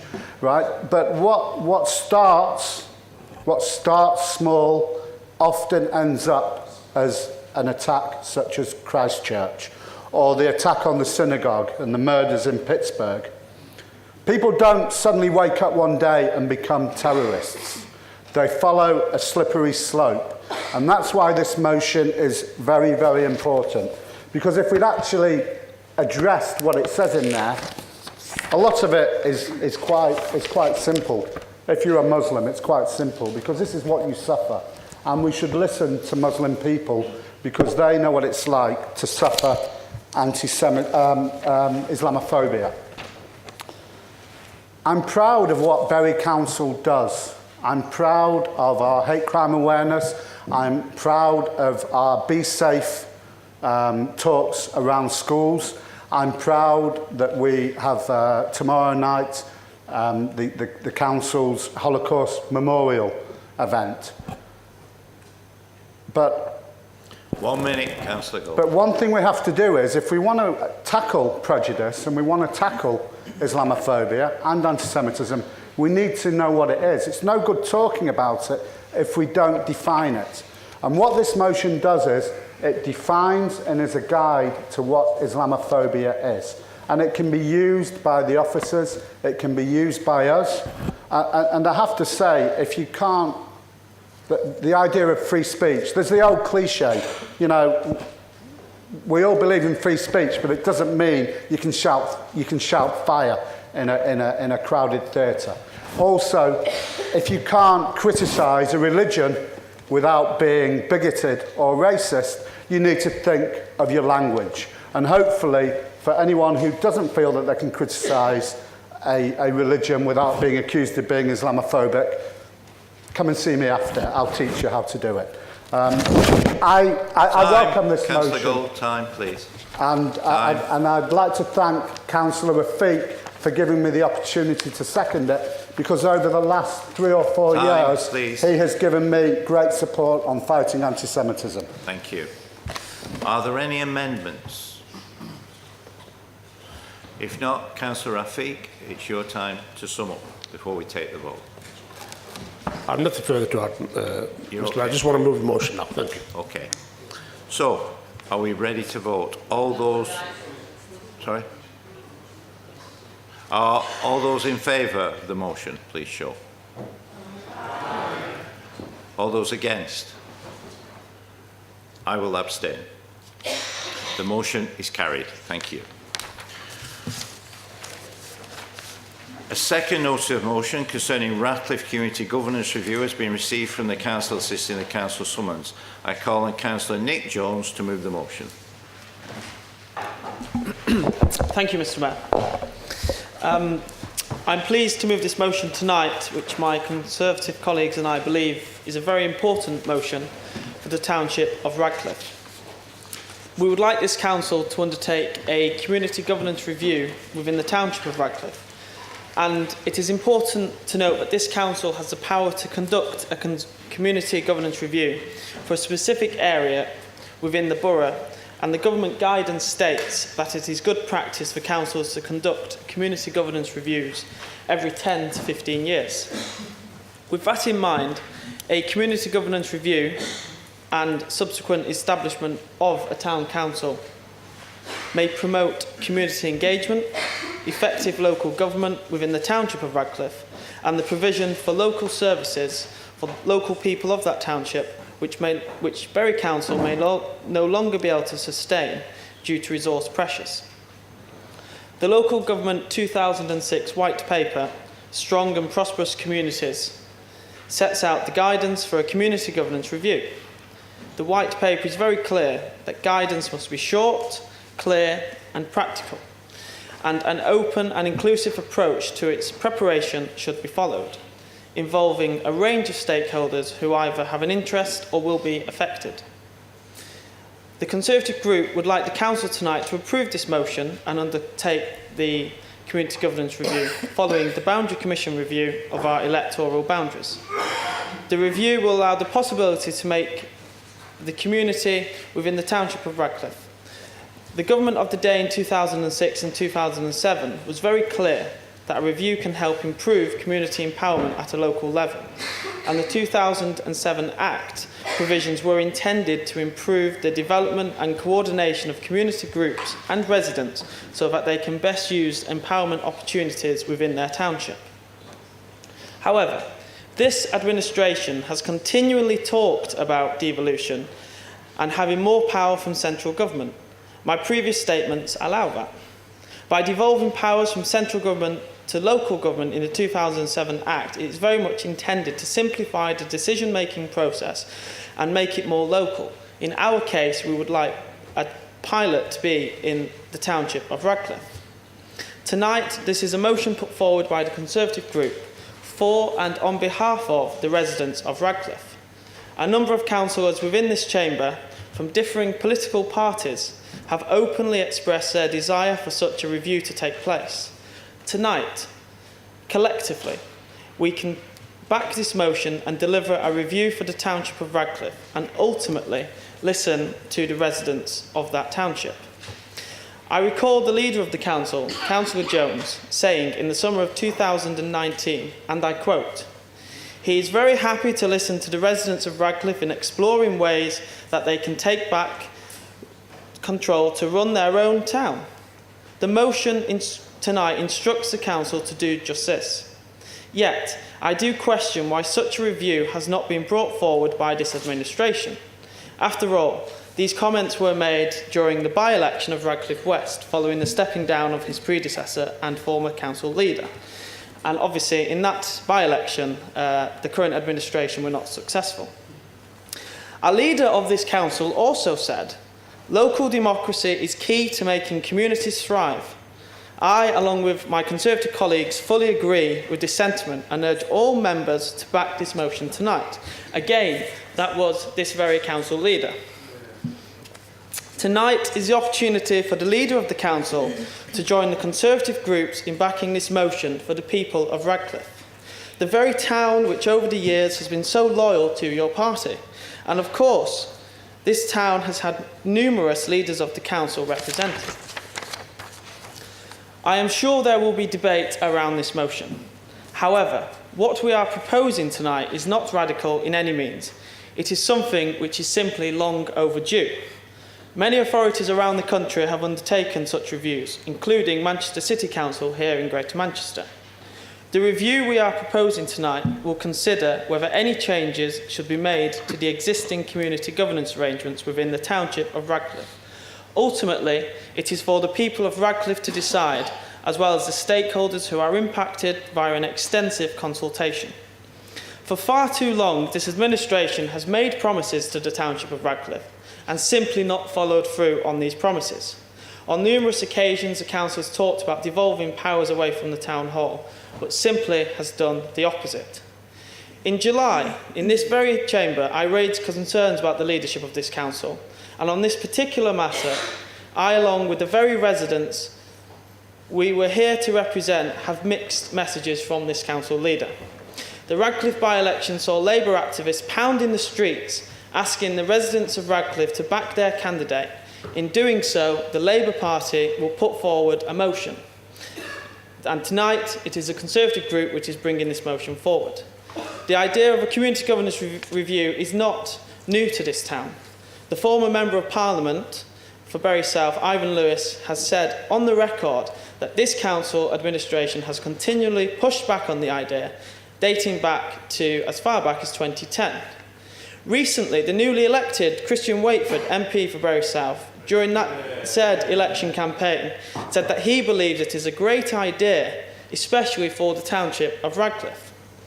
However, during that very same election campaign, Councillor Jones, you said, and I quote, "We have looked at the idea 10 years ago and it would not fly. Maybe now it's time to look at it. After all, I am sure you will agree with me, a lot can happen in a decade." I am at a loss at how the idea seemed great during a local election campaign in July in Radcliffe West in the summer of 2019, but just a couple of months later in October, the idea which we are proposing tonight, in your words, Councillor Jones, simply would not fly. That said, the Radcliffe Labour Party website today, and I checked before I came into this chamber, is still asking residents to sign up to a campaign for a community governance review. Mr. Mayor, I will be honest, and I do try to be honest. I have not signed that petition. Instead, the Conservative group tonight have put forward a motion for full debate with view for a community governance review to take place in Radcliffe. We prefer action, not words. For 8 years, this Labour Party has controlled this borough, and during the tenure, the powers of our 6 townships has simply reduced, not enhanced. So tonight, Councillor Jones, you have the opportunity as leader to back this motion, be honest to the people of Radcliffe. This motion can kickstart the process for a review and give the people of Radcliffe the opportunity to tell this council if they would like change via this said consultation. Thank you, Mr. Mayor. Thank you, Councillor Jones. To be seconded by Councillor Cropper. Congratulations also to you, Councillor Cropper. Thank you very much, Mr. Mayor. And can I start by saying it's an honour and a pleasure to second a motion on my hometown and the town I represent as a councillor. I'm going to make this short and sweet because I know a lot of people want to speak, maybe not on this, but on others. Shock, horror, I agree with everything Councillor Nick Jones said, summing up there. And also, it was a plank of the recently elected Bury South MP Christian Wakeford's manifesto, and the people of Radcliffe who did vote Conservative are expecting that to be delivered. But I want to focus on the feeling of neglect for Radcliffe residents, and it is real. And I know there's Labour, Radcliffe First, Conservative. We all represent Radcliffe, probably the most diverse ward in the borough, and there's anger and frustration. They've lost their assets, they've lost the Civic Hall, they've lost their leisure centre, not been replaced, and they almost lost the library. And of course, we still have no school. These are not political points. I'm making these points because these are true. And if you knock on any door in Radcliffe, that's what you'll hear. We pay our council tax, we don't seem to get anything back. Radcliffe residents have had a raw deal. That's a fact. And I know there is an amendment to come that seeks to put this in place for other towns. But Radcliffe should be used as a pilot because it is the one that's had the most neglect. I don't think anybody could argue with that of the 6 towns that make up Bury. There's also been an exodus of businesses, and I know there's Regeneration Group, and we hope that's successful. Again, it's not a political point. To make the town better, we have to work together.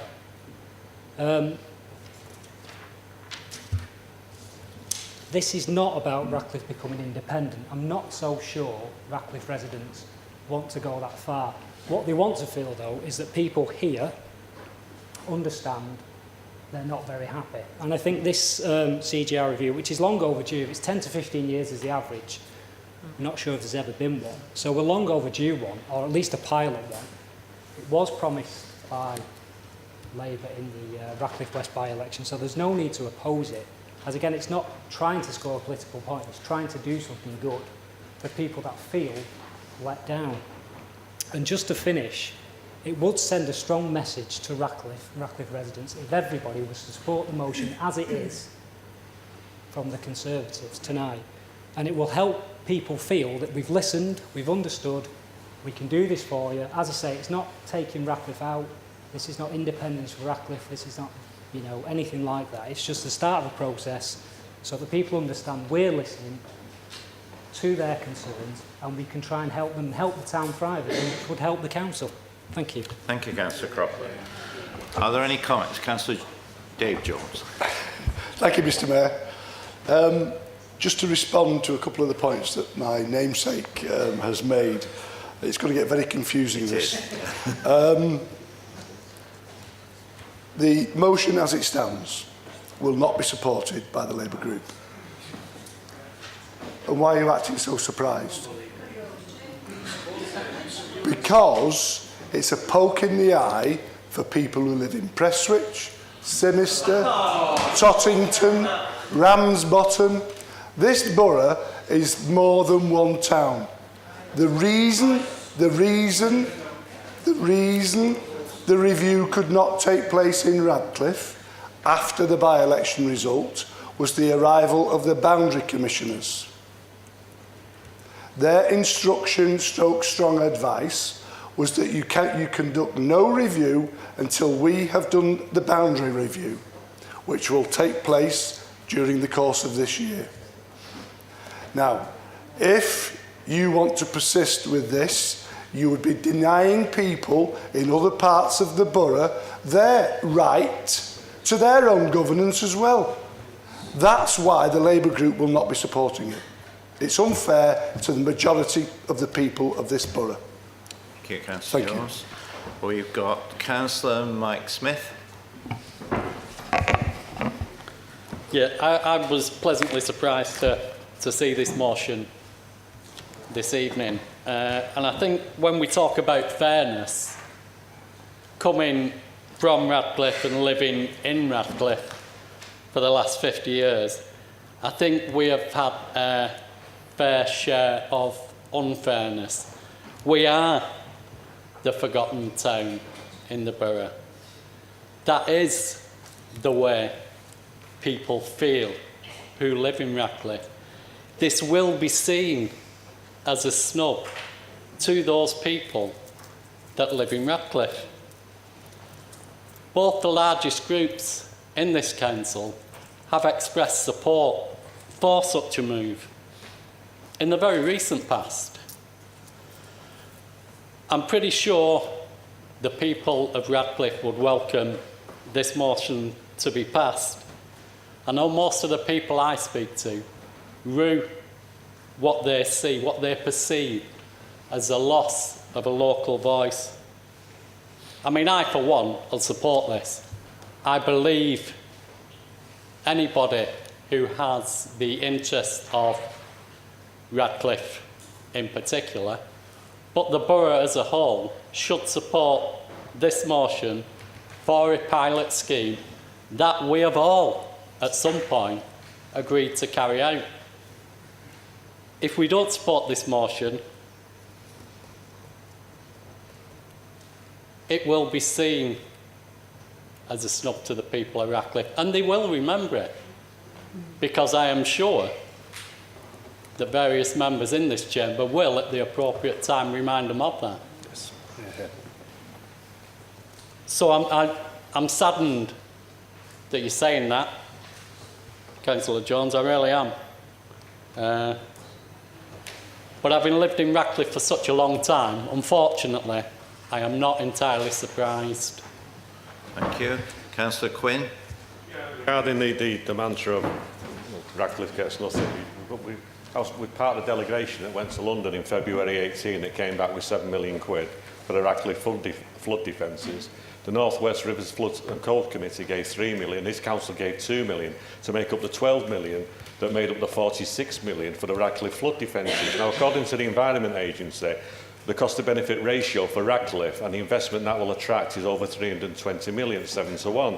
There's also been 1.25 million in road improvements that we've done. There's been cycling improvements that we've done. There's been 1 million on Radcliffe Market, 500,000 for Radcliffe Regeneration Group.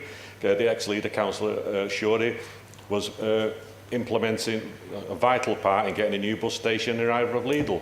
And part of that flood defences, part of the 2 million from us, the club that plays in Close Park, they get £150,000 to improve their soccer pavilion. So, yeah, we'll always say it's never enough, but that £46 million When I helped with it, get that, the Environment Agency turned around to me and said, stop talking about flood defences. This is regeneration. This will put Ratcliffe on the map. And what we are seeing is developers start ringing up saying they're suddenly interested in the land and they want to build more houses. And can you move the flood defence this far? Because we want to build more houses. Thank you.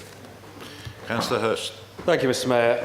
I'm heartbroken, Councillor Jones, I'll be honest. On behalf of the people of Ratcliffe, the way that you rebutted this motion just then, within, what, 2 minutes worth of sentence, was cold, it was callous, it was unfair. The people of Ratcliffe, as Councillor Smith, new Ratcliffe West councillor, will testify, will not forget this, okay? And we'll remind you of this for months to come. So I fully support this motion on behalf of my colleagues. Everyone in Ratcliffe, I'll go much further than Councillor Cropper and Councillor Jones. I'll say that actually I think in Ratcliffe that there has been a nasty and vindictive campaign to strip back Ratcliffe assets for the last 30 years, and the people of Ratcliffe know this. Some of it's been symbolic. The beautiful town hall of Ratcliffe was voted Lancashire's #1 town hall. That was closed in the 1990s and sold off for £1. It was much more beautiful than this one as well, I'll be honest. We've got absolutely nothing. Well, we've got one thing, Mr Mayor, in Ratcliffe. We have our pride. You will not, this Labour Council will not take Ratcliffe's pride away from it. We might have lost our tangible assets, but we've still got our pride. So let's talk about recent history then. You know, look, the closure of the Civic Suite. The land receipts, no doubt, went straight back to Berry coffers. You demolished the popular and symbolic swimming baths and promised us new ones. You merged the 2 high schools in 2004. You promised us BSF funding. You put £5 million towards it. It was going to cost 30. That's not funding for a new school. Okay? But worst of all, we keep mentioning Councillor Shorey like he's still a councillor here. He's long gone. Shorey, he promised us, Mr Mayor, a new state-of-the-art facility, a multi-use, multi-purpose facility, a swimming pool, a community home, a high school, whatever. That was supposed to open in 2018. It did not. Okay, so like I say, we've almost lost everything, but we haven't lost our pride. All right, but you guys, this Labour Council, stood by and watched as Ratcliffe has suffered at the hands of all the other townships. You've put in bids for future high streets regeneration in Prestwich. Ratcliffe gets nothing, okay? And it's not on. In this general election, Mr Mayor, you would have all seen the votes being stacked and counted across Ratcliffe. Conservatives won them handsomely. In Ratcliffe North, I'm proud to say, particularly handsomely. I suspect, and I'm probably going a bit beyond my breach here, but I suspect in the local elections coming up, Conservatives will consolidate the position in Ratcliffe North.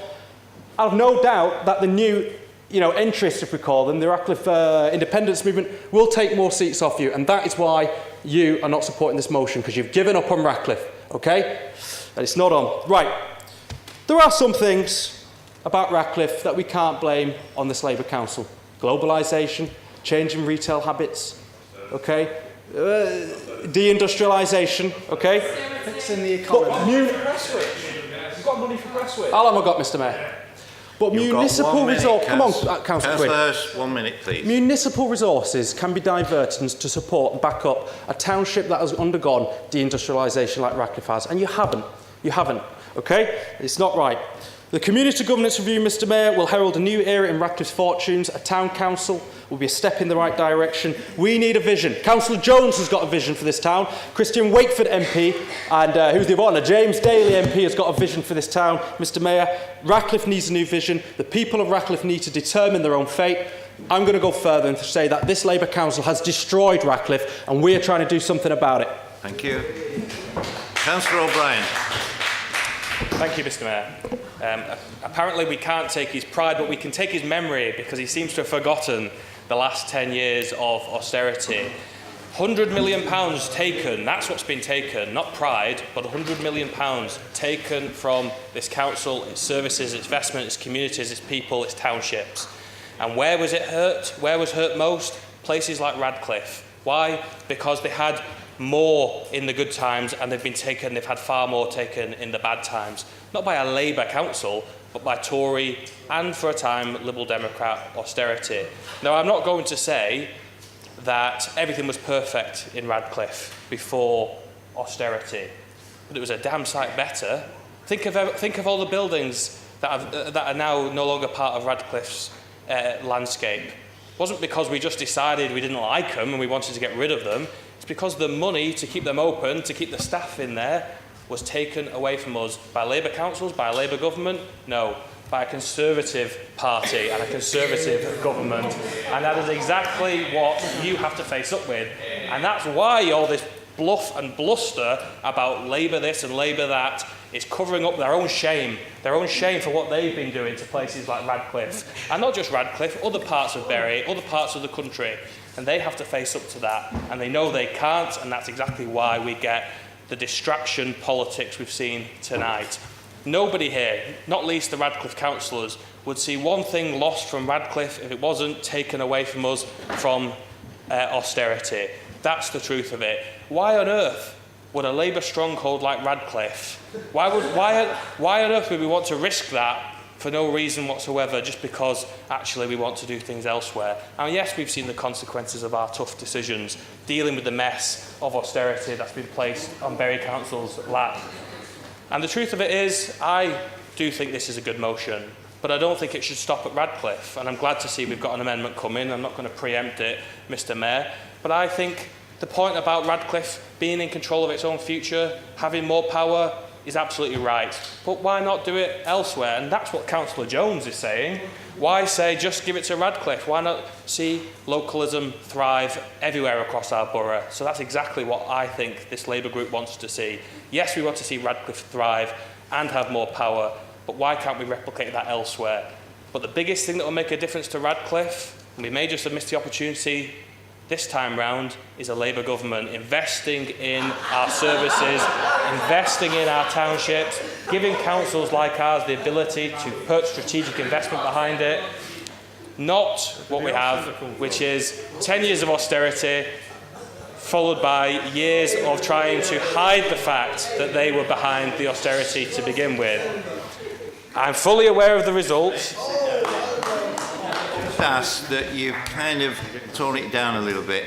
It's been pretty good-natured up to this, up to a point, so stop shouting out, please. You've got a couple of minutes left, Councillor O'Brien. I'm fully aware of the results, and we can all have a debate about it, but the politics, take the politics out of this, and let's look at the reality. £100 million cut from our council. They can laugh, jeer, snigger, hide, shout, yell. They seem to have it in for Rishi still, but that will not cover the fact that they have endorsed year after year the money coming out of Radcliffe and the rest of this borough.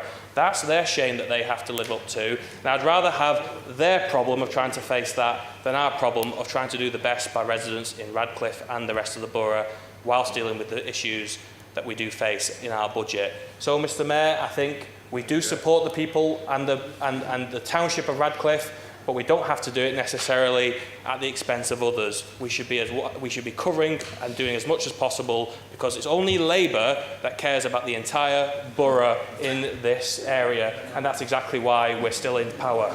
Thank you. Councillor Kirsch. Thank you, Mr. Mayor.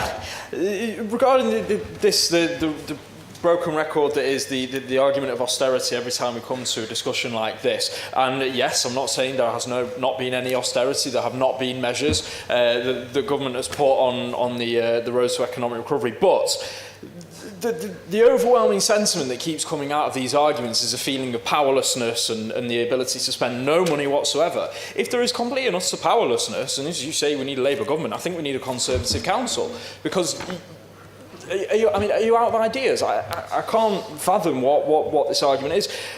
Numbers that have resonated with me in terms of Prestwich, it was 1.3 million spent relating to the A56. There has to be a recognition of the different needs for the different townships.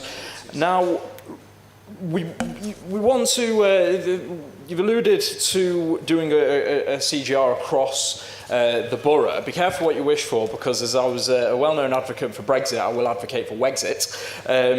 But there are different needs across different townships, and Radcliffe's need is different. Personally, it is anecdotal. I'm not going to go to a public consultation or ask one about it, but CGR didn't come up once on the doorstep in Whitefield. Not once. But this is clearly being demonstrated, and you have acknowledged yourself, Councillor Jones, that this is something that has come up time and again in Radcliffe. with the spending Whitefield, £300,000 on road and infrastructure approximately was quoted recently. And again, I'll allude to the £1.3 million in Prestwich. Different townships, different requirements. We have to acknowledge them and not simply say that we should blanket every township with this CGR when it's not realistically something that has been requested. So, two main points, just to reiterate, Mr. Mayor. There is money, it's a question of where it's going. Money, there is less money, but there is money, and we need to perhaps review where it's going. And secondly, with relation to how money is spent differently in different townships, I think we also need to recognise that the requirements for different forms of governance are different in different townships. Thank you, Mr. Mayor. Thank you, Councillor Kirsch. Councillor Gunter. Mr. Mayor, councillors, I go to Radcliffe quite regularly. And I look at it, particularly at the town centre, and I think, if I couldn't do a better job than this, I'd pack it in. I remind myself that whilst I've been a member of this council, 3 of the leaders of the council have also been Radcliffe councillors: Colin Jones, Wayne Campbell, Rishi Shorey. And at one stage, nearly all of the executive was made up of Radcliffe councillors. Mr. Mayor, I look at Radcliffe with its philanthropy of Labour councillors, and I look at Ramsbottom, which has had an assortment, both former mill towns. Have a look at Radcliffe town centre, and then have a look at the glorious Ramsbottom, the jewel in Bury's crown. But what the point I really want to make, Mr. Mayor, is that I'm particularly disturbed the way this argument has moved towards austerity and the Conservative government. And can I suggest, Mr. Mayor, to the group opposite, that they take that broken, cracked record, smash it into smithereens, put it in a little box and bury it. Because on my last birthday, the 12th of December 2019, the people of this country, the great people of this country, passed judgment on the Labour Party, its personalities and its personnel. Can I suggest, Mr. Mayor, that they go in their little houses, they shut their door very quiet and teach themselves or get some lessons in how to manage a budget. Councillor Walker. A couple of brief points after congratulating Councillor O'Brien on his bid to be the next parliamentary candidate for the Labour Party in Bury South. Good luck with that. My first point is the Liberal amendment, which talks about all of the borough. I know Labour will have to vote against that, I'm sorry, because of the same grounds that they're waiting for the Local Government Boundary Commission. So if you can't accept the Radcliffe pilot, you can hardly accept the Liberal amendment on that basis. But my other is really to be constructive. Why just for once? Well, you've done it once or twice in the last couple of years, but I used to know a time for many years when you never supported anything we said, however sensible.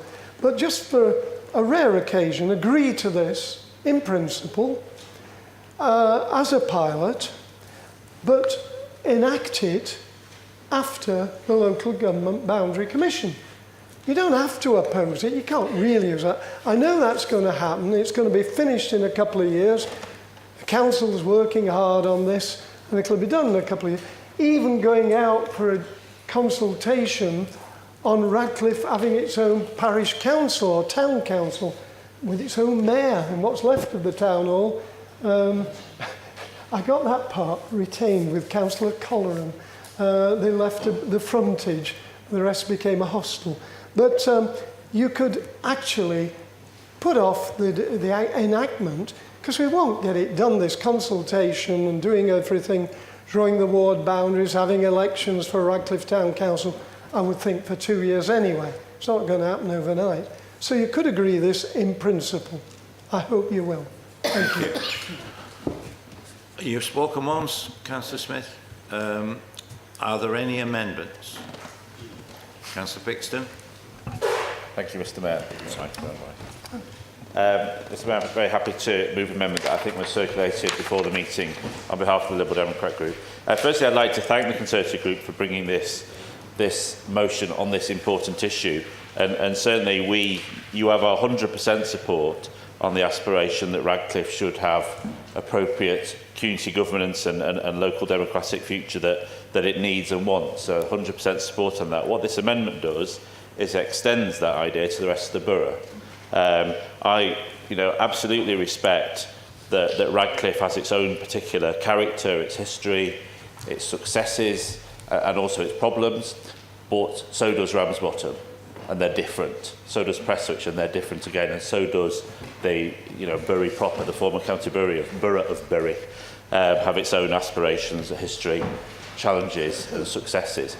And we need to recognise we are a very diverse borough, and it may be that other parts of the borough want to go down a route where a local democratic option like a town council is a good idea and is right for their area. When that community governance review comes, then we as a Liberal Democrat we will be hugely supportive of the concept of town councils. There are, Mr. Mayor, 9,000 town and parish councils in England, so it's nothing that is new or to be afraid of. They work very well. And I think one thing that they're particularly good at is leading a sense of local community pride that at a local community level. And I think we were getting a long way towards redeveloping that or developing that when we had area boards, if people remember those, township forums or whatever names they had. And there was a lot of local pride in the different parts of this borough. But unfortunately, austerity and other things has meant that we can't afford that as a non-statutory function, I suppose. But in actual fact, town and parish councils could do that.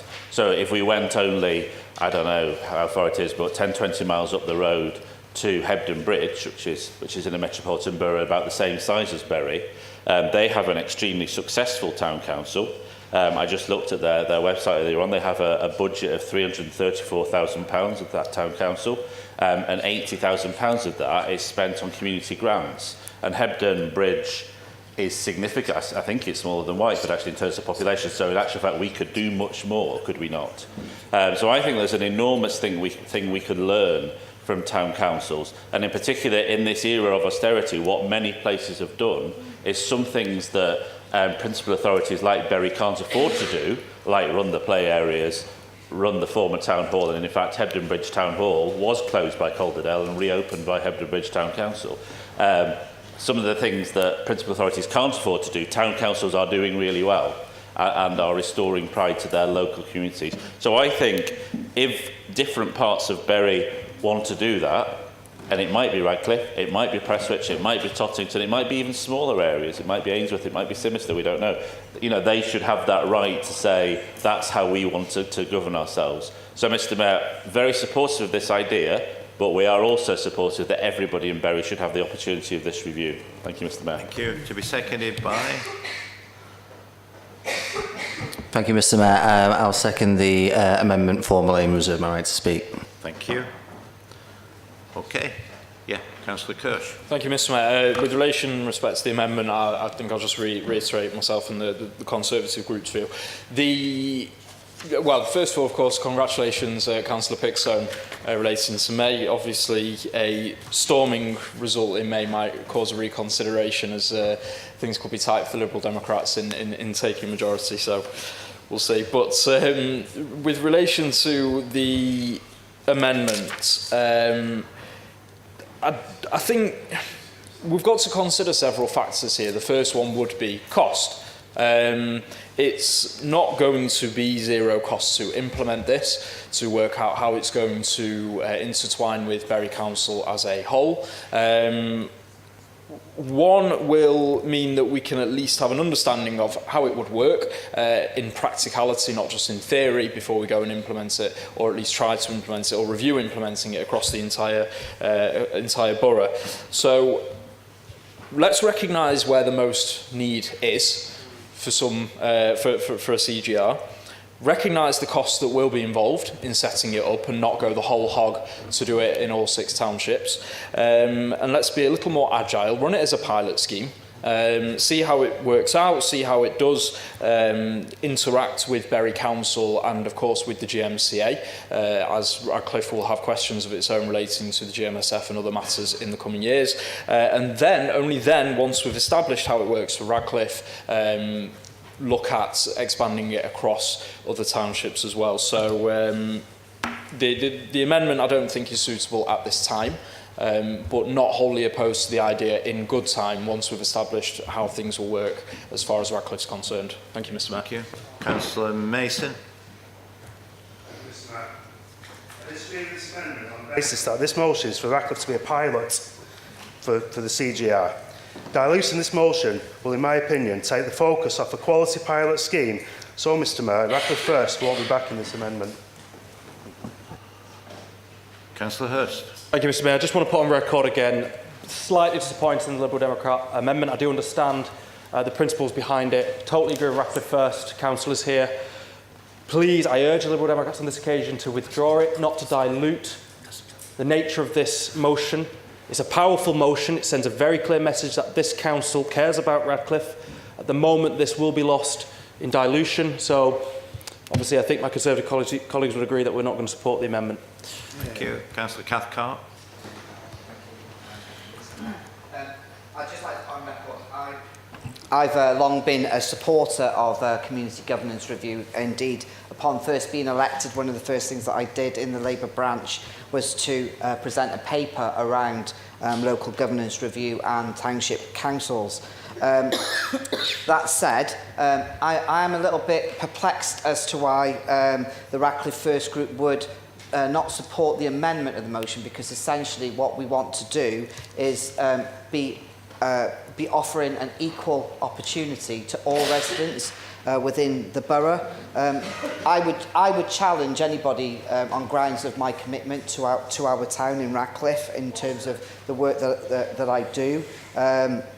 But what I feel about community governance reviews and local townships is that in the wake of 10 years of austerity and pernicious cuts, what a township council will enable anybody in Bury to do would be able to generate income so that they could divert resources locally, as we've already heard across the chamber, to areas that are of specific interests to those own communities.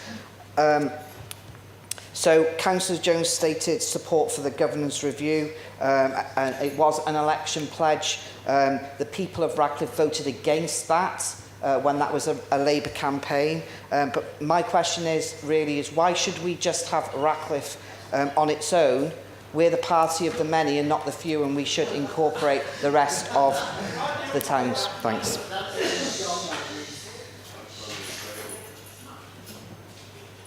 Had you finished, Councillor? Thank you. We seem that Councillor, okay? Thank you, Mr Mayor. I was going to speak on this rather than speak earlier, but okay. You could tell I couldn't really help myself.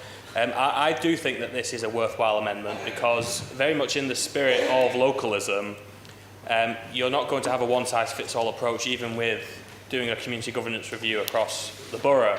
But I just wanted to say one thing about actually the process of doing this, which is that rather than simply say the solution to everything is plonk another level of bureaucracy or plonk a town council in Radcliffe and everything will be fine, or wherever it may end up being, and if Whitefield doesn't want one, then Whitefield won't need one, won't have one.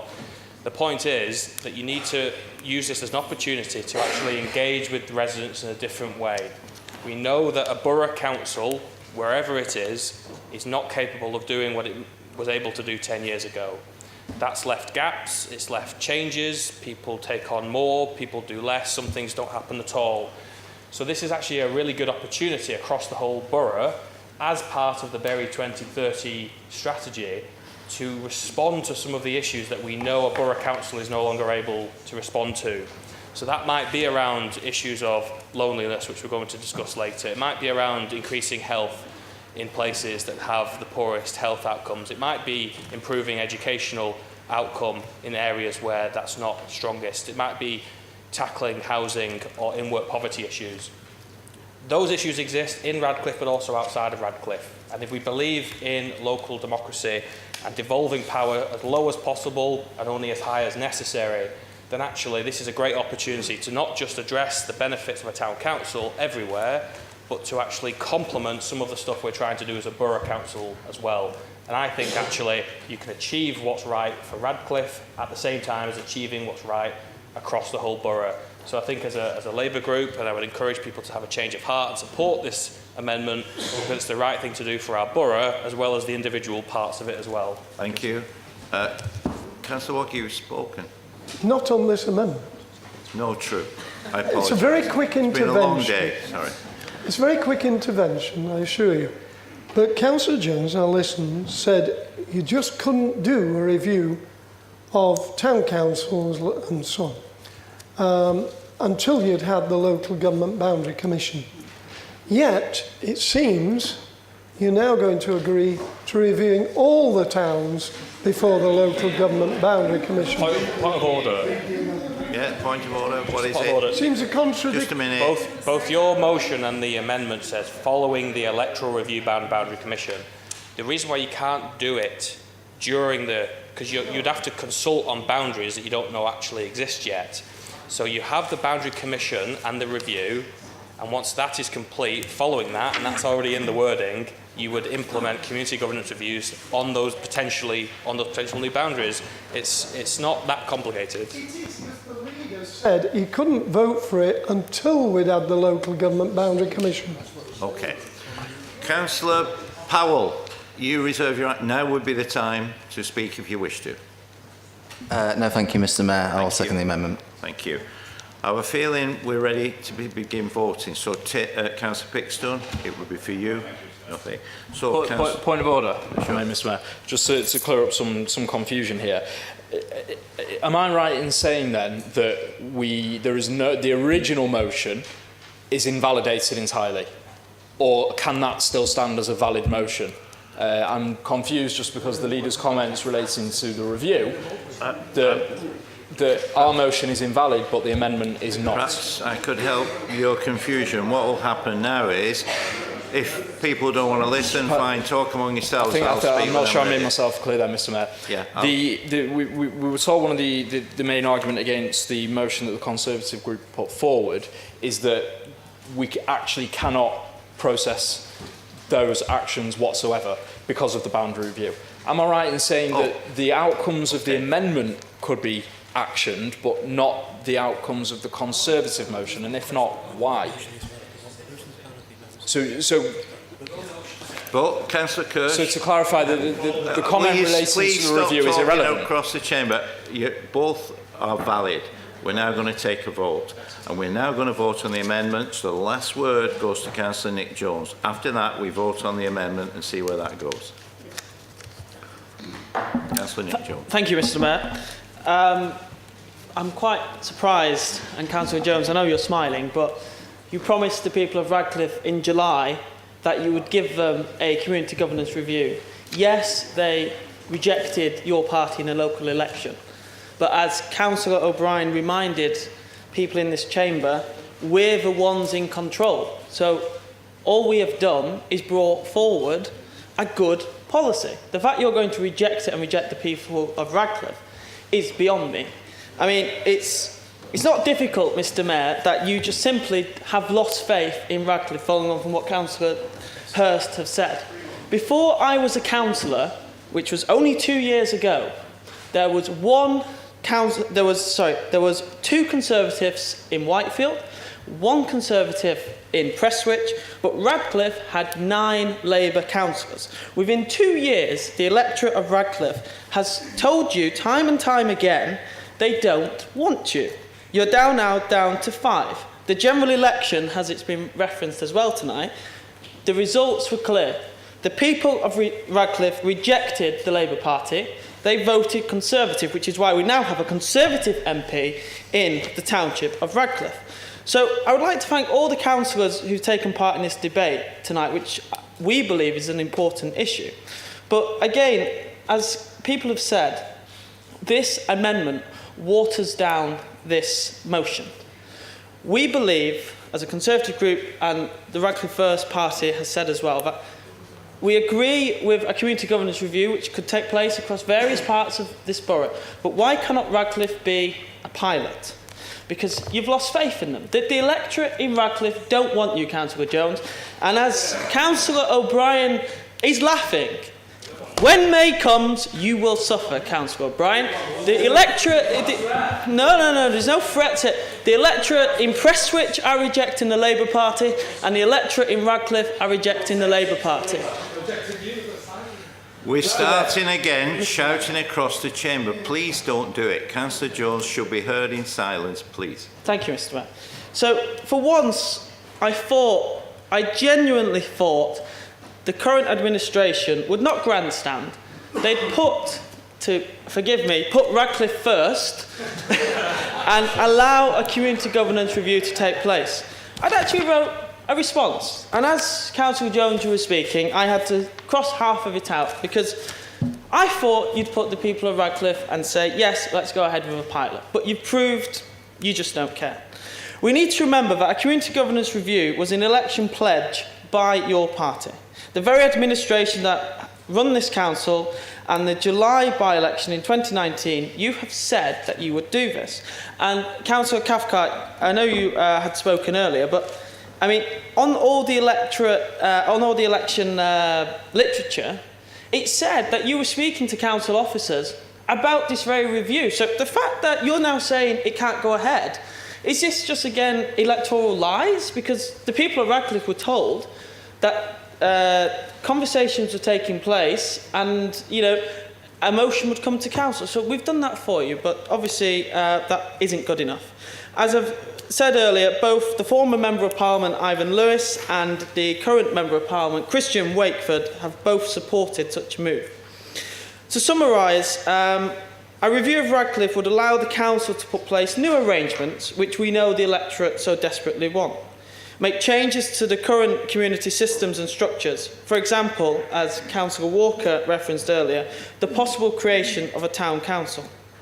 And as I said in my opening speech, the government has emphasised that the aim of a review should be about improving community engagement. What this Labour Party has shown tonight... Councillor Jones, 1 minute. Thank you. What this Labour Party has shown tonight, that you are not interested in community engagement. You've had enough of the people of Radcliffe, and we will see in future elections that time and time again they are rejecting you. Why couldn't, for once, you come together and say, let's put Radcliffe first?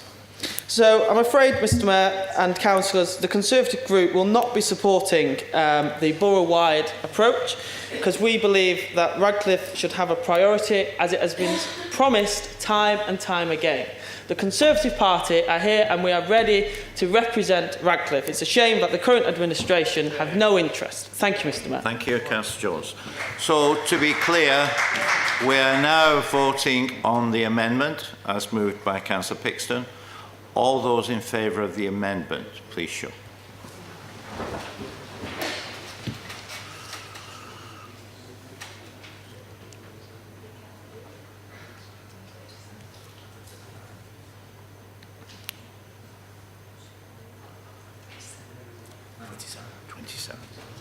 All those against the amendment, please show.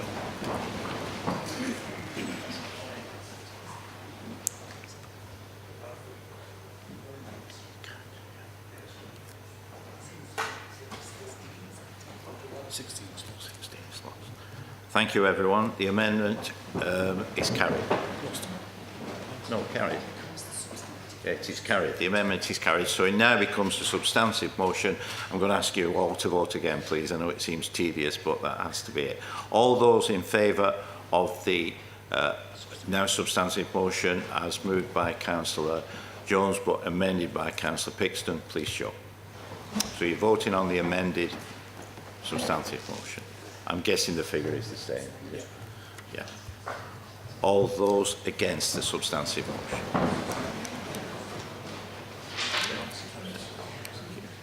So the motion is carried.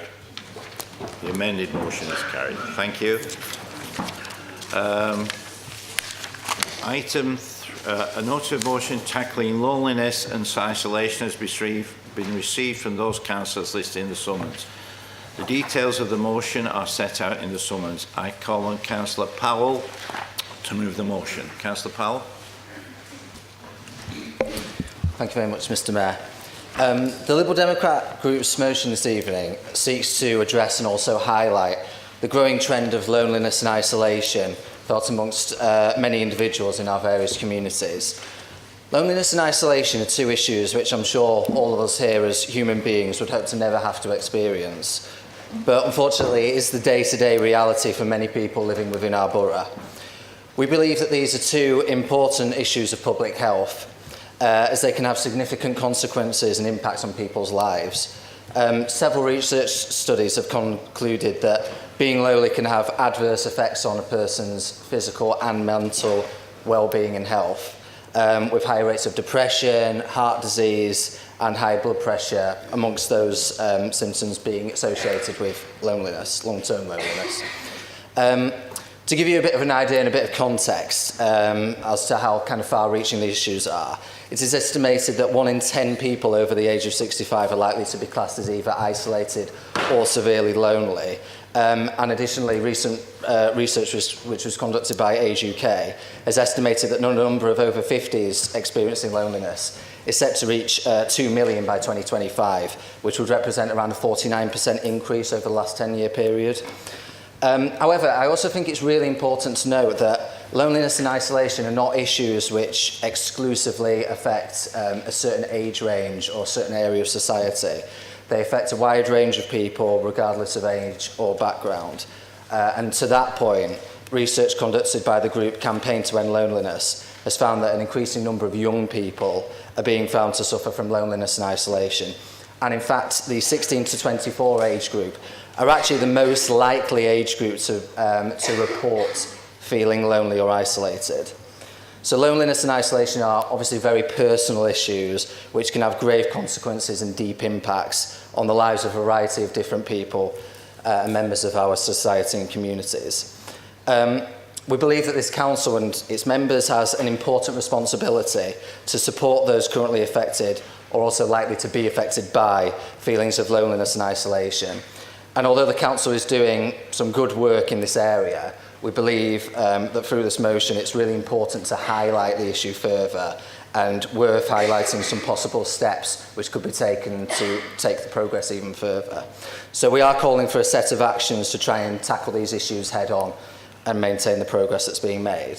So as a starting point, we're calling for a thorough assessment to take place into the existing schemes, organisations and services which are currently operating across our borough and across Bury, which are targeting loneliness and isolation. So this process will hopefully help to identify those groups and organisations which are examples of what we might call best practice, I suppose, as there are several incredible groups in all areas of our borough which are doing excellent, stellar work in this area to help those affected by loneliness and isolation. And if I may use this opportunity to give one such example, I suppose, from my own area of the borough. It's a group called Prestwich Sing and Social, who are a fantastic group which seeks to reach out to people who may be feeling lonely or isolated and provide them with a place to make new friends, socialise and have fun, essentially. I'm sure there are many other members of this chamber who would be able to recall such groups in their own areas that are doing good such work themselves. I think it's really important that such groups like the one I've just mentioned and like others across the borough are given the necessary support and promotion to ensure that the really stellar work that they're carrying out is able to continue and that they can continue to provide the invaluable service to the people that rely quite heavily on it. In addition, we also think it's really beneficial to involve in any kind of future discussions around how we can tackle these issues those that actually have experience of the issues firsthand, and to try and engage them in any discussions on how to improve local services and working together to find out and establish some possible solutions going forward. We also believe it is vital that the council makes the most of what we call so-called gateway services, so the two T's, I suppose, transport and technology. in helping tackle isolation and loneliness. So, for example, this could include protecting subsidies for public transport for over 60s, improving accessibility to public transport for everyone, which would make it easier for people to establish and also maintain these important social connections, which will hopefully help to break down loneliness and isolation. In addition, we also think it's important to maintain and also, where necessary, improve the level of information and advice which is made available via the Council's existing services, to ensure that through different channels, and this might be online, it might also be in physical form of leaflets and on notice boards in public areas, that the information is made available to people, so in all age groups, and that it reaches all age groups and all areas of society, so that everyone is available of the services, aware of the services which are available, and should they ever need support, they know where to go, essentially. So yeah, raising awareness of the health impacts of loneliness is important because it has such a significant impact on people's quality of life and also mortality. We therefore hope that launching a borough-wide campaign to raise awareness of the health effects of loneliness and isolation amongst target risk groups and encourage people to share experiences and support will help to address these issues further. I really hope that members from all sides of this chamber can show support for this motion so that together we can continue to work to address and highlight the important issues around isolation and loneliness across Bury and across our different townships, and ensure that everyone in our borough currently facing these issues is given the necessary help and support going forward. Thank you, Mr. Mayor. Thank you, Councillor Powell. To be seconded by Councillor Pixton. Mr. Mayor, happy to second the motion and formally and reserve my right to speak. Thank you. Any comments? Councillor Harris. Thank you, Mr. Mayor. It's just a reminder, actually, because I think we have some new councillors in the chamber, but actually the Conservative group tabled a motion almost identical to the Liberal Democrat motion in January of 1918.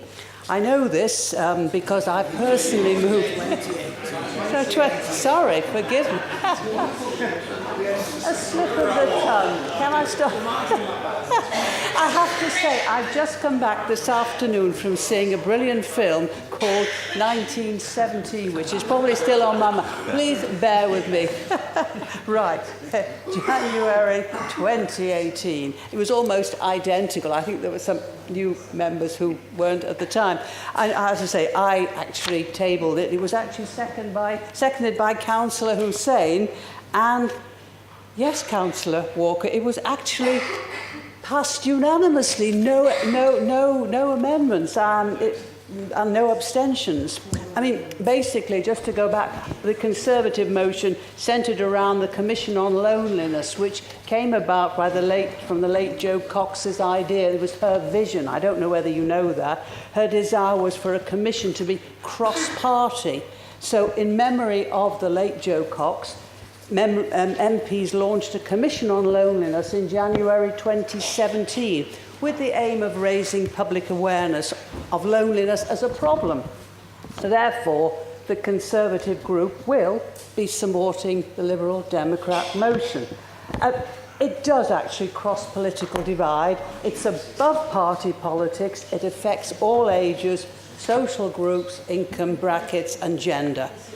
And I have to say, I don't think you actually mentioned this, Councillor Powell, but I was doing some research on that and found that the Commission's report discovered that 43% of 17 to 25-year-olds consider themselves lonely. I actually thought this was the having fun generation, where social media and everybody was making friends, but obviously that was not the case. I mean, I agree with you that parents, carers, the elderly, the disabled, all these sufferers, it comes at a huge social cost. It is a scourge on our society, and it was agreed then that we must do something about it. I just want to bring members' attention to the resolutions that were passed at the time, because I don't think they were followed forward because, if I may just read them out, one of the resolutions was instruct the leader and interim chief executive to write to the Joe Cox Commission to offer the council support for their recommendations. I asked that because we had an interim leader and also we had an interim, well, sorry, we didn't have an interim. It was not the same leader, and we had an interim chief executive. So I'm just asking if that could happen, please. Instruct, again, the leader and interim chief executive to develop a strategy document identifying Bury residents who may be affected by loneliness and set out plans to address these challenges.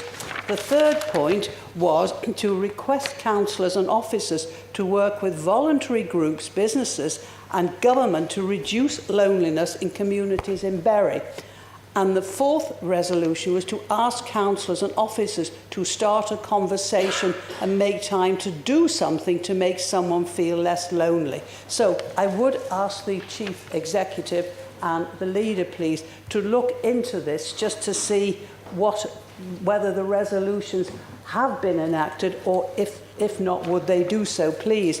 The most important thing, I think, with the Liberal Democrat motion is that point G requests a report to be brought to Cabinet within the next 12 months to update members of this work. I would appreciate if that would happen. And I do hope we have a bit of unity and that all people, all members of this chamber support this motion. Thank you. Thank you, Councillor Harris. Councillor Walmsley. Thanks, Mr Mayor, and I too welcome the motion, and in fact the comments that Councillor Harris has just made about the motion that we moved a couple of years ago. I think it highlights for me a really important social issue. Most strikingly, when you think about loneliness and isolation, I think there's a tendency for people to think about older people and their isolation, but the motion obviously highlights young people's isolation and loneliness. And I'm lucky we've got Age UK in Moorside Ward, and I go to a lot of events that they organise and are involved in, and I'm happy to support them. But if somebody came to me wanting help and support for somebody who was younger, who was suffering from loneliness and isolation, I'm not sure I would know exactly where to refer them to, what organisations there are out there. I know there's been loads of cutbacks in youth centre provision and so on. And what concerns me is the increase in the mental health crisis, particularly with younger people, and the wait times that there are to see Healthy Young Minds and you know, once assessed, actually get treatment for it. So I think it's a really important issue, and I support it. I think that, you know, it does need a holistic approach, so it's not just about mental health, but about pulling everything together. And I really do think that the Council and the Strategic Commissioning Board need to deal with it as a priority. We need the update from 2018, and obviously we need to bring everything together so that we can tackle it across the piece. So I'm happy to support it, Mr Mayor. Thank you. Councillor David Jones. Thank you. Yes, I agree with the comments that have been made, Mr Mayor, and happy to support this notice of motion. On the specific points raised by Councillor Harris, I obviously recall the debate we had in 2018, and it was a magical moment when peace broke out across, but it was all for the right reasons. And I'm coming on to the outcomes that you request. I will personally make sure that I will check of those outcomes and see if we can get some information back to members of council. On the items referred to, specifically item G has been referenced. I co-chair the Strategic Commissioning Board, so once again you have my personal assurance that if this motion is passed this evening, that the Strategic Commissioning Board for Bury will take these matters on board. Thank you. Thank you, Councillor. Councillor Tariq. Thank you, Mr Mayor. Councillor Simpson, in her absence, has asked me to respond as she couldn't be with us tonight due to ill health. In terms of some of the work that's been going on within communities and within Councillor Simpson's role as Cabinet Member for Health and Wellbeing, this is an issue that has been front and centre of the work that Councillor Simpson has been fronting up, and it's one that there has been some progress on since it was last discussed at Council, as Councillor Harris has disclosed to us. But in terms of some of the facts and figures that have been shared by colleagues, I just want to add to that, Mr Mayor, which is quite stark, and I think it's also a reminder as to why loneliness and social isolation should be issues that we as elected members and officers of this council and our partners should consider regularly from time to time, because in my view, and I'm sure people are aware, the matter is only getting worse, and it's important that we're on top of the impact it's having on our residents. So in terms of across the country, Mr Mayor, there's 9 million adults who have been reported to suffer from loneliness and social isolation. In terms of the reference to young people, specifically the age bracket of 17 to 25, 43% have said that they've suffered from loneliness and social isolation, and they've also used the Action for Children services because of the experiences that's helped them deal with the problems of loneliness. And then actually when we're looking at an even younger age category, those young people who are preschool, 1 in 10 children have experienced loneliness and social isolation, which again, Mr Mayor, reiterates to me the importance of ensuring, as Councillor Walmsley has said, that we don't just focus on the older people, but we look at all age demographics, but looking at specific issues around preschool children, looking at the impact it can have on their mental health as they go through school. Then in terms of those people who suffer from dementia, 38% have said that through loneliness they go on then to lose friends, and 38% of dementia sufferers have said that's what's happened to them.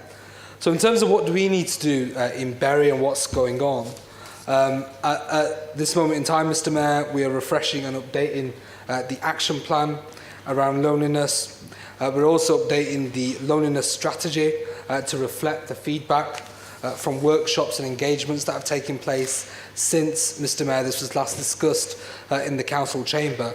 And I'm pleased to say, because I was there at both of these events, on the 17th of March 2019, there was a loneliness and social isolation seminar held at St Bernadette's Church in Whitefield, which was very well attended by council officers, by partners in the voluntary sector, and also our health and social care partners. And then, building on that, Mr Mayor, on the 4th of June 2019, here at the Town Hall, there was a marketplace event, again, looking at a more wider scale, a bigger event, with more health and social care partners, with senior leaders from the voluntary sector, and of course presence of elected members and senior officers from the council. So it was something that has progressed since we last discussed it, but of course there's a lot of work to do.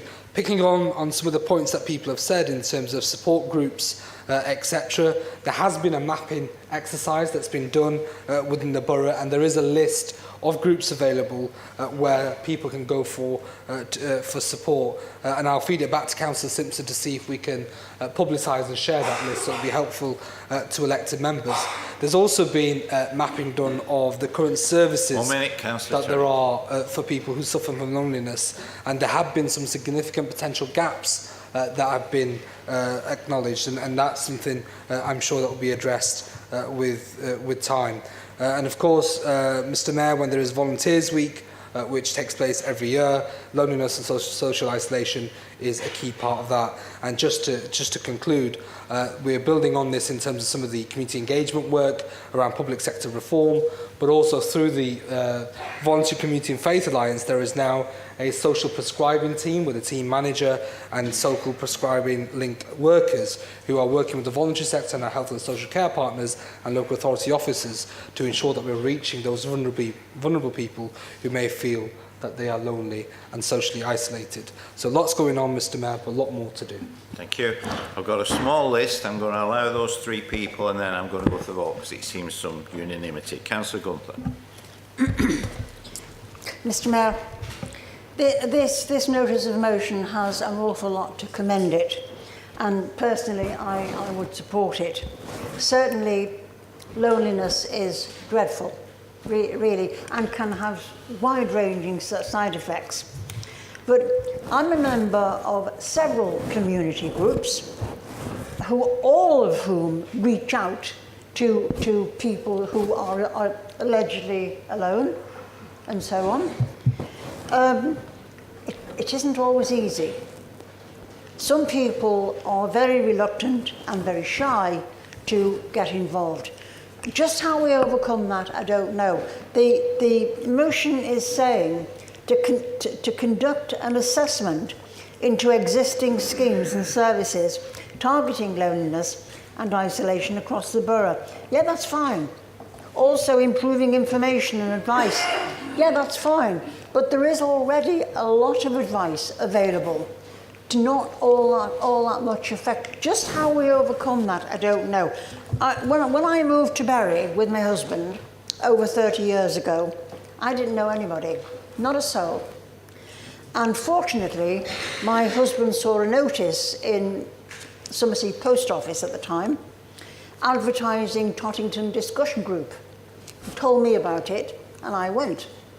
And the first time, nobody really knew me. I asked a couple of questions. I went again, and I asked a couple of questions. And by the second time or third time, they knew me. They were there. That was all right. I'd sort of made the inroads. Unfortunately, not everybody is able to do that, and it's sad if they can't. Just taking Councillor Walmsley's point, the community groups I belong to cater for the older age group. The point you make about the younger age group, and I'm not talking about school children, I'm talking about 20s, 25s and so on. The WI does have a huge range.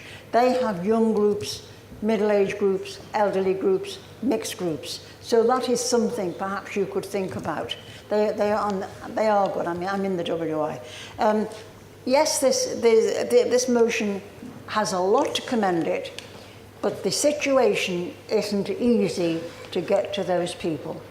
Thank you. Councillor Thomas.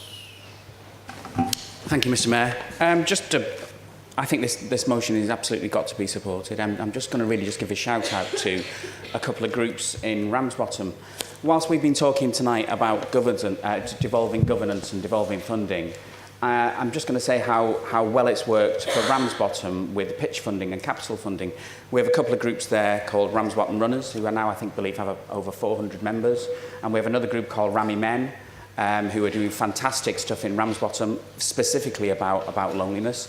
I know Councillor Schofield, Councillor Cummins and myself have supported them out of our personal budgets, and we've also supported them with capital funding and with some pitch funding. So that's working particularly well. So whilst we're talking about this as a really serious issue, I think that some of the devolvement of power and funding that we're doing as a council at the minute is really working well for this issue.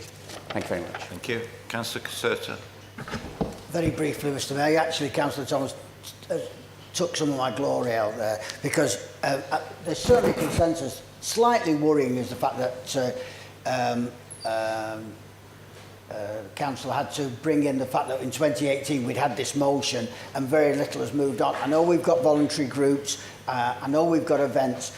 One of the problems that I used to remember was in 2010 when we were in control, in the years gone by when dinosaurs were around, was we had youth clubs and we had young lads going there, but the problem was they weren't the ones we wanted to get at. The fact that the kids are going to the youth club is great, but they're not the ones that we should have been outreaching for. And it's the same with these voluntary groups for the elderly people. They're getting there, it's the ones that aren't getting there.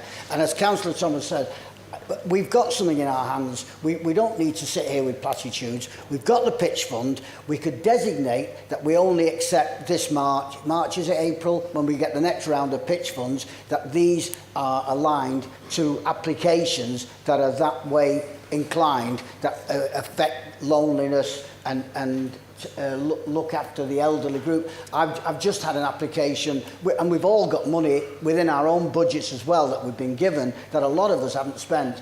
About 6 weeks ago, I had don't know whether she's called a rector or a dean or whatever, the Unitarian at stand approached me, wanted £700 to start a vegetable garden for people who don't get out much. So I gave them the money, and that will be on stream in 4 or 5 weeks' time. So that's action happening. So I know with the best will in the world, the council can do things, but I think if we concentrate on using our money to this sort of thing, we might get better value. Thank you. Councillor Pixton, you did reserve your right to speak. Councillor Powell, it's for you to sum up if you want to. Thank you, Mr. Mayor. I'll keep it really brief. I'll just say thank you very much to everybody for the consensus around this issue, and I'm glad it's garnered the necessary support from all areas of the chamber. I just want to say I'm particularly thankful for the comments that reiterated what I said in my speech about the need to focus on all age ratings and all areas of society, because this is an issue which kind of encompasses all of them. So thank you for that. Thank you. Are there any amendments? No, good. So we'll go to the vote. All those in favour of the motion, please show. Anyone against? And one abstention. The next notice of motion concerning the expansion of free travel passes for school children has been received from the councillors listed in the council summons. Details of the motion are set out into the summons. I call on Councillor Mike Smith to move the motion. Councillor Smith. Thank you, Mr. Mayor. For almost 10 years now, this has been an issue for Ratcliffe families, and I'm sure for families throughout the borough. But this motion is about expanding free travel for those that choose a different school than that which is deemed appropriate. Just after posting this motion, I was contacted by a resident whose case sort of highlights what's wrong with a system that is so rigid there is no room for movement in it. Young lady, 2 young daughters, who through no fault of her own was made homeless before Christmas. Now you can understand that this would be a traumatic event for anybody, but particularly for her 2 young girls. All of a sudden they've had to move from the only home they've ever known. Samantha was at that time living in Ratcliffe, and the only accommodation available for her and her children following that move was in Whitefield. Needless to say that she felt obliged to accept that move for the sake of her children. And this is really where her particular problems began.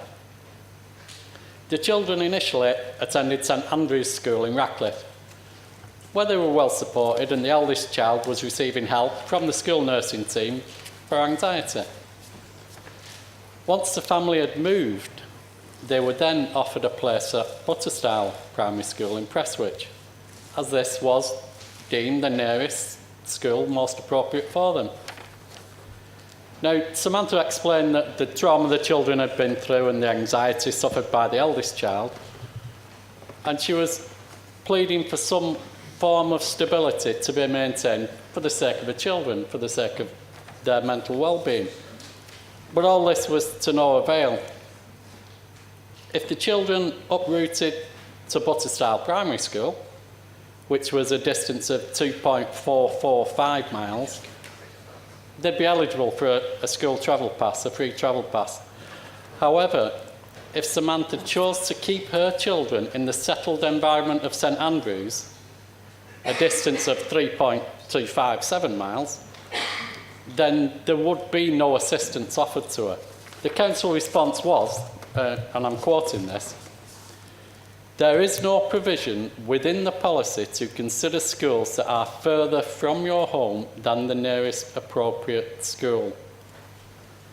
Now, it currently costs Samantha £150 a month to get her children to the school. Councillor Smith, could I just give you a gentle warning, please? You're in danger, I think, of identifying schools and people. I think just a word of caution, please. Okay. It currently costs this family £150 a month to get the children to the school that best serves their specific needs and where they have felt supported by the nursing team and been given assistance for the anxiety that the elder daughter suffers. This, I feel that it's a travesty. I find it hard to believe that stuff like this happens in this day and age. And I don't feel that any right-minded public servant person, whatever, I don't feel that anybody should feel that defending and carrying on a policy like this is in the interest of those that are amongst the most vulnerable amongst us. Thank you. Councillor Mason to second. Yes, I second the motion and I reserve my right to speak. Thank you. Okay. Yes, Councillor Hurst. Mr. Speaker, I'm not in the House of Commons. Watching too much Parliament Channel, I think, last night. You're not there yet. I knew I was going to do that tonight, Mr. Mayor. It's just another example, let's get serious, of just a review. Okay, the amendment that's coming, I know we're not talking the amendment right now, but it's a review. We're going to do a review. We'll throw it to the long grass. So, for my part, Mr. Mayor, I think I agree with Councillor Smith, it's an absolute travesty that this happens. I hope the new free school in Ratcliffe comes so that this situation doesn't go on for much longer. But I'm really looking forward to see how members opposite vote on this later. Thank you. Any other speakers? If not, are there any amendments? Oh, Councillor Mason, you might want to speak at this stage. Yes, so the first motion, I got in here all nervous at about 6:20. Sure. To see a pink paper. I wasn't surprised. A little saddened, but not surprised. Now, yes, what we was asking was a big ask. And what they've come back with the amendment, and I won't take it away, I'm not disappointed. Something needs doing. There's 1,700 children leaving Ratcliffe every morning to go get educated. Yes, we need a high school. That's ongoing. But in the meantime, I think there's 2 out of 3 children in poverty in Ratcliffe, and they need some help. Thank you, Mr. Mayor. Thank you.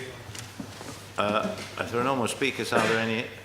Councillor Cathcart? Sorry, I missed you. Apologies. Okay. Councillor Cathcart, then. Are you speaking, are you not moving an amendment? No, you're speaking on this, yeah. Okay. Councillor Cathcart. Thank you, Mr. Mayor. Firstly, just like to congratulate Ratcliffe First councillors on their first motion. And whilst on the surface, the motion does seem to advocate for Ratcliffe as a family-friendly motion, I feel that it's a little bit somewhat naive in that it potentially could actually end up costing Ratcliffe residents more. And it shows a lack of wider considerations in the wake of 10 years of austerity and a government that has repeatedly turned down applications that this Labour administration has made for a high school. Now, I do appreciate that your points, Councillor Smith, were around a primary school rather than high school, which is what a lot of people in Ratcliffe do talk about in terms of needing a school. I'd like to ask the Ratcliffe First councillors if they've looked at the figures and they've fully costed a plan for this motion, and in the face of a further £21 million of budget cuts, what will the people of Ratcliffe have to sacrifice for this particular motion to go ahead? So could you respond in your right to reply whether you've costed this and how much it's going to cost specifically the people of Ratcliffe? Those children who do live greater than 3 miles usually do qualify, if they live in Ratcliffe, for free bus travel, and there is a right to appeal and processes in place. The rest of Ratcliffe children, and I'm specifically talking about going to secondary schools, when we take out faith and specialist schools out of the equation, they travel no further than many of the children in Bury. And unless we consider a preset charge for Ratcliffe residents, I don't know how else this could be funded, so I'm just wondering if that's what your intentions were when you put the motion together. Can I ask you, as Ratcliffe First councillors, to confirm if you'll join with Ratcliffe Labour councillors in lobbying Councillor Daly, the newly elected member for Parliament in Bury North, and Christian Wakeford in Bury South, who have a close and indeed somewhat, maybe we might say, a special relationship, to ensure that we have some cross-party support for our current bid for a high school in Ratcliffe, with our partner Star Academies as a priority, and that hopefully this may in the longer term relieve the pressures that we all agree that Ratcliffe families are facing. So I'd just like to put that on record and ask if you'd answer those questions. Thank you. Right. These is people still speaking on the original motion. We haven't got to amendments, no? Right. Councillor Black. Thank you. I do understand the principle of the motion. I am also thinking that there could well be other parts of the borough where there are people in similar situations, and I find it very difficult to argue for a policy for what we've had this discussion already tonight for one area of the borough, because I think as councillors we often get casework in this area. I am a little confused because the example given by Councillor Smith was a primary school example, and I've got the eligibility flow chart which is here on the council's website, and it's mostly concerned currently with secondary, apart from some areas where if you're between 8 and 10 you're eligible. There does seem to be an awful lot directed on the flow chart, and I know this from experience, to the lower income families. So it isn't clear how many of those 1,700 families are currently receiving help with their transport. So just some queries and some uncertainties which affect my ability to consider this motion. Thank you. Councillor Tariq, you're rising to speak, not to move an amendment? An amendment, okay. We are at that stage then. Are there any amendments? Are there any amendments? Yes, Mr. Mayor. Thank you, Councillor Tariq. The Chamber will have seen the amendment sheet that's been presented tonight. If I can, Mr. Mayor, just quickly talk through some of the deletions and additions, and then I'll do a brief explanation as to how we move forward. So we're proposing in the amendment to delete the first couple of lines of the first paragraph and to add in that it's acknowledged that children in Ratcliffe currently have to travel outside of the area. This is specifically focusing around the secondary school to attend secondary school because there is no secondary school in Ratcliffe. Then towards the bottom end of the motion, we want to add that the council review the implications of proposed travel subsidy on the young people of Ratcliffe and across the wider borough too. We then propose to delete where it says council therefore resolves, delete point 1 there and replace that with to review the implications of a travel subsidy for young people and come back to the council with clear proposals following the conclusion of the review. Now, just to come back to the main subject of the topic that Ratcliffe First have brought to us in their first motion, can I congratulate Councillor Smith and Councillor Mason for bringing this and for representing their constituents. And I totally understand some of the circumstances that people in Ratcliffe may be facing around school travel. But we have to be honest about the implications that it can have for the wider borough itself. I think it's slightly unfair of Councillor Hurst to say that we were just having another review and as if we were being non-committal on this. I think it's right when you've got such a significant policy decision that you need to take. You can't take it. Mr. Mayor, 1413, personal explanation. Okay. You are having a review. That is non-committal. You are having a review. Councillor Hurst, I know you've not been in a position to take decisions within the council, but you can't take decisions in minutes and you can't do it following a council meeting. On a decision on this scale that affects the school transport budget, of which is over £3 million, you can't take a decision on this within minutes of a full council motion. It's something where we need to present a business case, where things need to be looked at in terms of we need to look at which schools are affected, how many families are affected. There are key things to look at before we commit to something like this. So I think it's right that we have committed to go back with our officers to look at the case, to look at the arguments that Ratcliffe First have made and come back to this chamber with some reasonings as to whether this can go forward or whether it can't. It's not for us to make that decision at this moment in time. This will come back to full council, Mr Mayor, in due course, when officers have had the time to consider the full implications of such a policy. And as I've said, we are currently, I mentioned the £3 million budget for school transport, which is part of the council's annual budget. There could potentially be implications for that pot of money, and that covers children who live more than 3 miles from their nearest school, and those children with SEND needs who attend specialist provision outside of the borough. So it's important, Mr Mayor, that we are reasonable around this, that we allow officers time to consider the implications not only for Ratcliffe but for the rest of the borough as well. And it will mean, as part of, we are currently reviewing the school transport policy, it's right that we add this element into that review to see what the implications are not only for Ratcliffe but for the borough as well. Thank you. To be seconded by Councillor Cathcart. Happy to second, reserve my right to speak. Thank you, Councillor Cathcart. Councillor Mason. Right, so TFGM are looking at privatising buses. You know, I've looked across the internet, and there is other cases where bus travel for children has been subsidised or even free. It's not a new thing. I think that we'll back this amendment. I think it's a good idea. You know, yes, we come up with an idea, but it's been reworded. We're quite happy with the way it's reworded. So yes, we'll do back with them. Councillor Kirsch.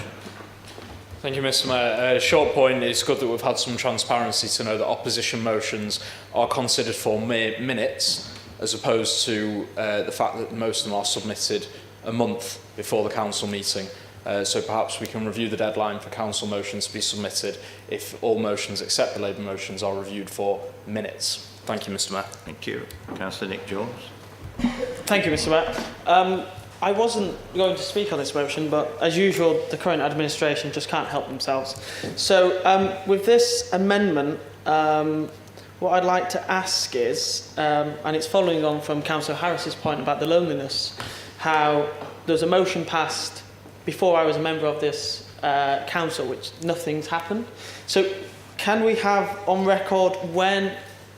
Councillor Black, please don't shake your head, it's fact. Can we have a time frame?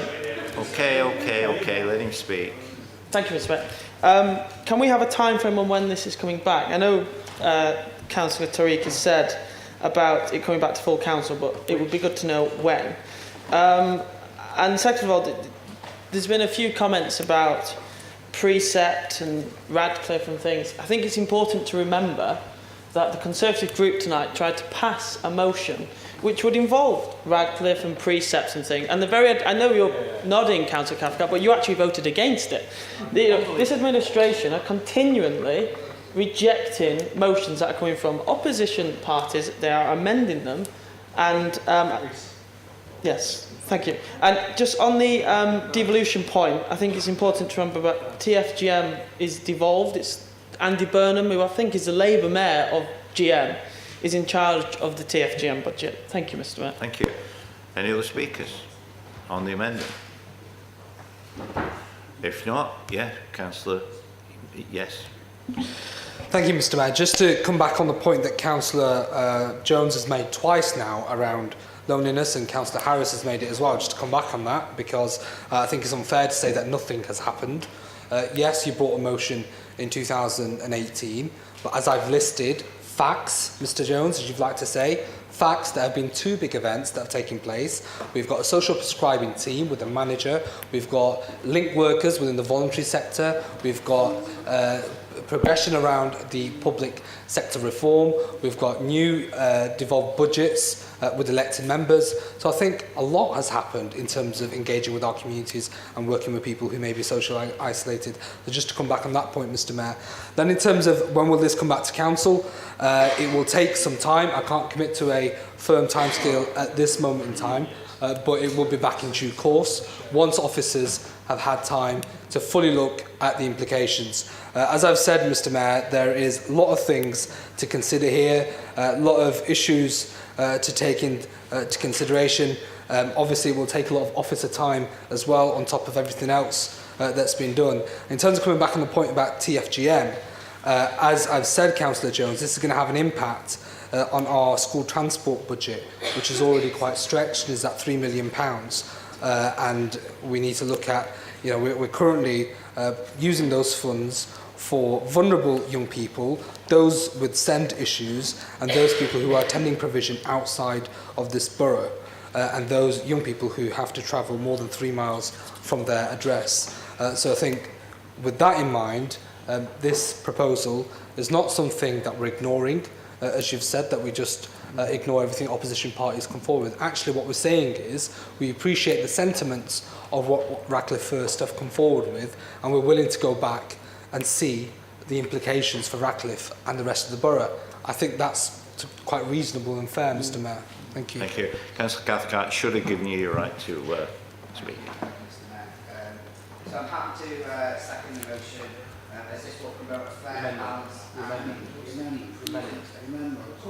Start again, thank you. So I'm happy to second the amended motion, and this will promote a fair, balanced and inclusively prudent approach to understanding the issues that children in Ratcliffe and Bury face whilst travelling to and from school. This motion enables the Council to undertake a full analysis and return with some clear proposals, and it would mean that residents, as in Councillor Smith's original motion, would be considered within the review, as under the original motion she would have been excluded as she was no longer a Ratcliffe resident. So I'm glad that you are going to support the motion. I hope that by the time that this comes, we'll have a positive decision on our current bid, again for high school in Ratcliffe. And as I previously stated, I hope that all elected members cross-party will support the Ratcliffe Labour Group in lobbying our newly elected MPs to lobby the Cabinet members for a speedy and positive decision on an issue that we all agree on. Thank you. Thank you. Councillor Smith, it's your chance to sum up before we vote on the amendment. Yeah, a few points there. Councillor Cathcart asked whether I knew the cost. Well, the honest answer is I don't know the numbers, and I don't think anybody does, so without knowing the numbers it would be hard to gauge the cost.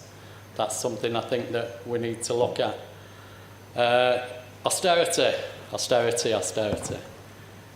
It's about choices, isn't it? We understand, none of us have got enough money to have everything that we want. We all make choices. Now, what Ratcliffe sees is that those choices that this elected council makes do not favour fairly Ratcliffe as a town. All I've heard tonight is austerity. And for me, and most people, it's about choices. You choose where to spend your money. And you've made your choices, and we don't feel that it's in Ratcliffe. Councillor Black, you're quite correct. I assumed in my naivety that putting Ratcliffe down, it would be borough-wide. It's my bias towards Ratcliffe, I guess, that sees me do stuff like that. I'm sad to see the amendment, but to be honest, I would have expected nothing less. A promise to review the implications of such a policy, it's welcome. Less welcome is the fact that there's no timescale put on it. Travel costs are an immediate burden on Ratcliffe families and families in the wider borough. Many already in poverty. Action is needed now, not at some distant date in the future. These families are looking to this chamber for some help. The issue isn't going away, kicking the can down the road. It's not going to work any longer. We're going to support this amendment with a heavy heart. It's not what we need, but it's more than we have. I'm sure the people of Ratcliffe and the wider borough will be watching because it affects a lot of people. I'm certain that they'll hold this paper to account for it, and we will push for the review to be completed as quickly as possible. Thank you. Thank you. So we're taking a vote on the amendment. All those in favour of the amendment, please show.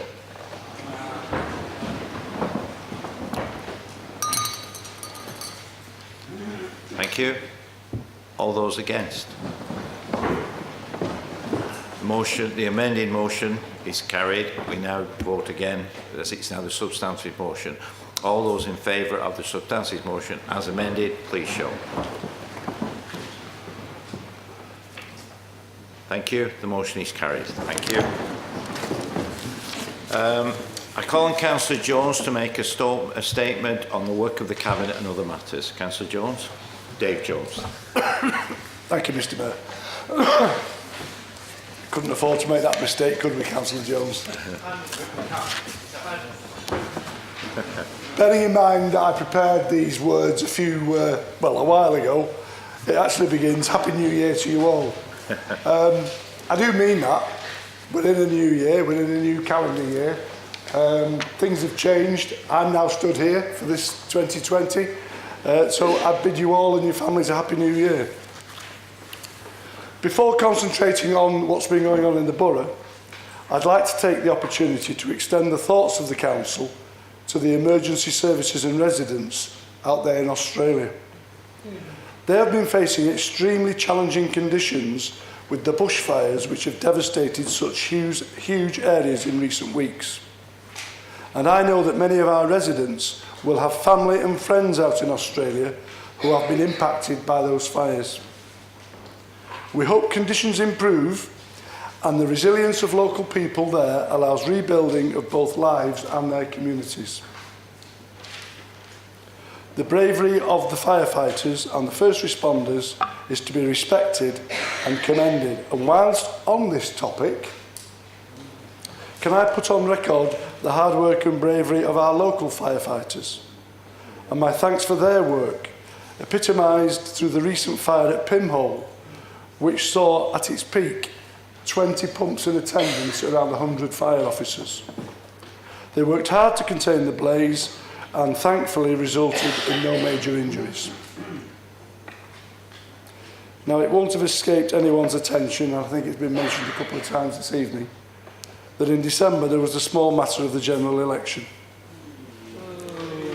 And I welcome the 2 new members of Parliament for Bury North and Bury South, and I look forward to working with them to ensure our borough thrives. I am sorry that the previous Labour MP for Bury North and Labour candidate for Bury South didn't get the votes they required, and wish them well for the future. Following the election, we await the details of the national budget on the 11th of March, at which it is vital that local authorities, including Bury, receive sufficient funding to protect our most vulnerable residents. Public sector budgets have been decimated, and we need national investment in our local roads, our local health systems, and our local education system. December also saw a by-election in Churchward, and I'd like to take the opportunity to welcome Councillor Dean Vernon to his first council meeting, an ex-colleague. I also want to welcome the election of the 2 new leaders to the benches opposite, Councillor Jones and Councillor Cropper. Now, while the general election may have been the focus of political attention, hard work has continued to take place across this council. A very productive meeting was held with Jake Berry MP, Minister of State for the Northern Powerhouse and Local Growth. In a meeting in which I met the Minister, accompanied by our Chief Executive, we shared the vision and ambition for the borough of Bury, which was well received. In particular, we set out our plans for growth and regeneration within our different communities, which form the part of our Bury 2030 strategy. I think I touched on this during the public questions earlier. The Bury 2030 strategy is a 10-year plan for Bury people, the place, innovation, infrastructure and business development, which will contribute to the Northern Powerhouse and national productivity priorities. Our vision is one of the higher than national average levels of economic growth and lower the national average levels of deprivation. One I am sure we can all get behind and champion. Tomorrow, a group of public, private and voluntary community leaders will be gathering to further develop our plans as a local partnership. This is very much a vision and a plan for the borough for the whole of Bury. With the Minister, there was discussion on, but not at the exclusion of, other parts of the borough. A vision for Prestwich, with a revitalised town centre, and Radcliffe, where a strategic regeneration framework has been commissioned.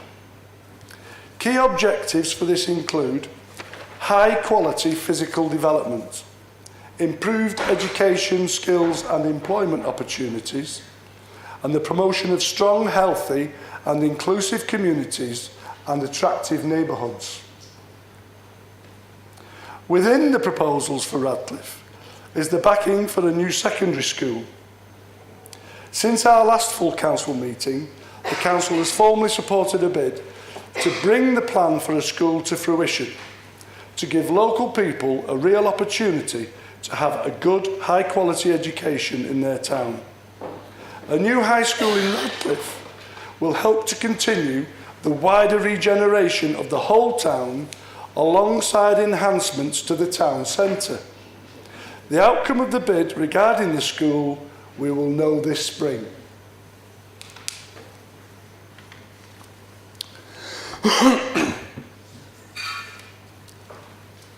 On the subject of education, the last few months have seen the careful monitoring of the performance and attainment of schools in the locality. Given the importance of good education that it has to offer life chances to our local residents, I am pleased to report to Council that positive progress is being made. In the last 9 months, all school inspections via Ofsted have delivered improved outcomes. While we are clear there remains a lot of work to be done, it is important to recognise that we are heading in the right direction. And the signs that we are getting to there are signs that we are getting to grips with this crucial matter. Within the organisation, at Cabinet last week, an update was provided on the structure of the organisation, including the formal establishment of the One Commissioning Organisation. This is a key milestone in bringing together the world of health and social care locally. It's a cornerstone of Greater Manchester's devolution, whilst the arrival of a new Director of Operations will accelerate work in Bury on our quest for carbon neutrality, which remains a key priority for us in the year ahead. Another major focus for 2020 will be the sphere of culture. Just prior to Christmas, we received the thrilling news that Bury had been successful in becoming the first Greater Manchester town of culture. It is a great honour that we have managed to secure this accolade, and thanks to our arts and museum staff, our friends at the Met Theatre and the Victoria Wood Foundation for putting together a compelling case. I just want to focus on a few of the central aspects of this. Bury's approach was clear, that culture can play a vital role in enriching local lives. It has the power to unite and open the mind to opportunity, to nurture life skills, improve life chances, to enhance mental health and well-being through connecting people, reducing isolation, raising aspirations and confidence. The year will provide an opportunity to showcase, both in terms of local people being able to demonstrate their ability, but for the borough to show itself off as a hotbed of talent. Time to raise the profile of our place and put it on a regional, national, even international platform. This year will be inspiring. It will allow our residents to explore new things, try new experiences, whether that is within music, performing arts, writing, comedy, sport. And we are looking to our heritage to form a part of our vision for the future. A future which will have culture at the heart of the strategy development and partnerships as a legacy of the year. The rich tapestry of communities we are blessed with, having in the borough, is to be celebrated now more than ever. And so it could be said that we are very much many towns of culture. One of the flagship elements of our Town of Culture plan is to focus on happiness.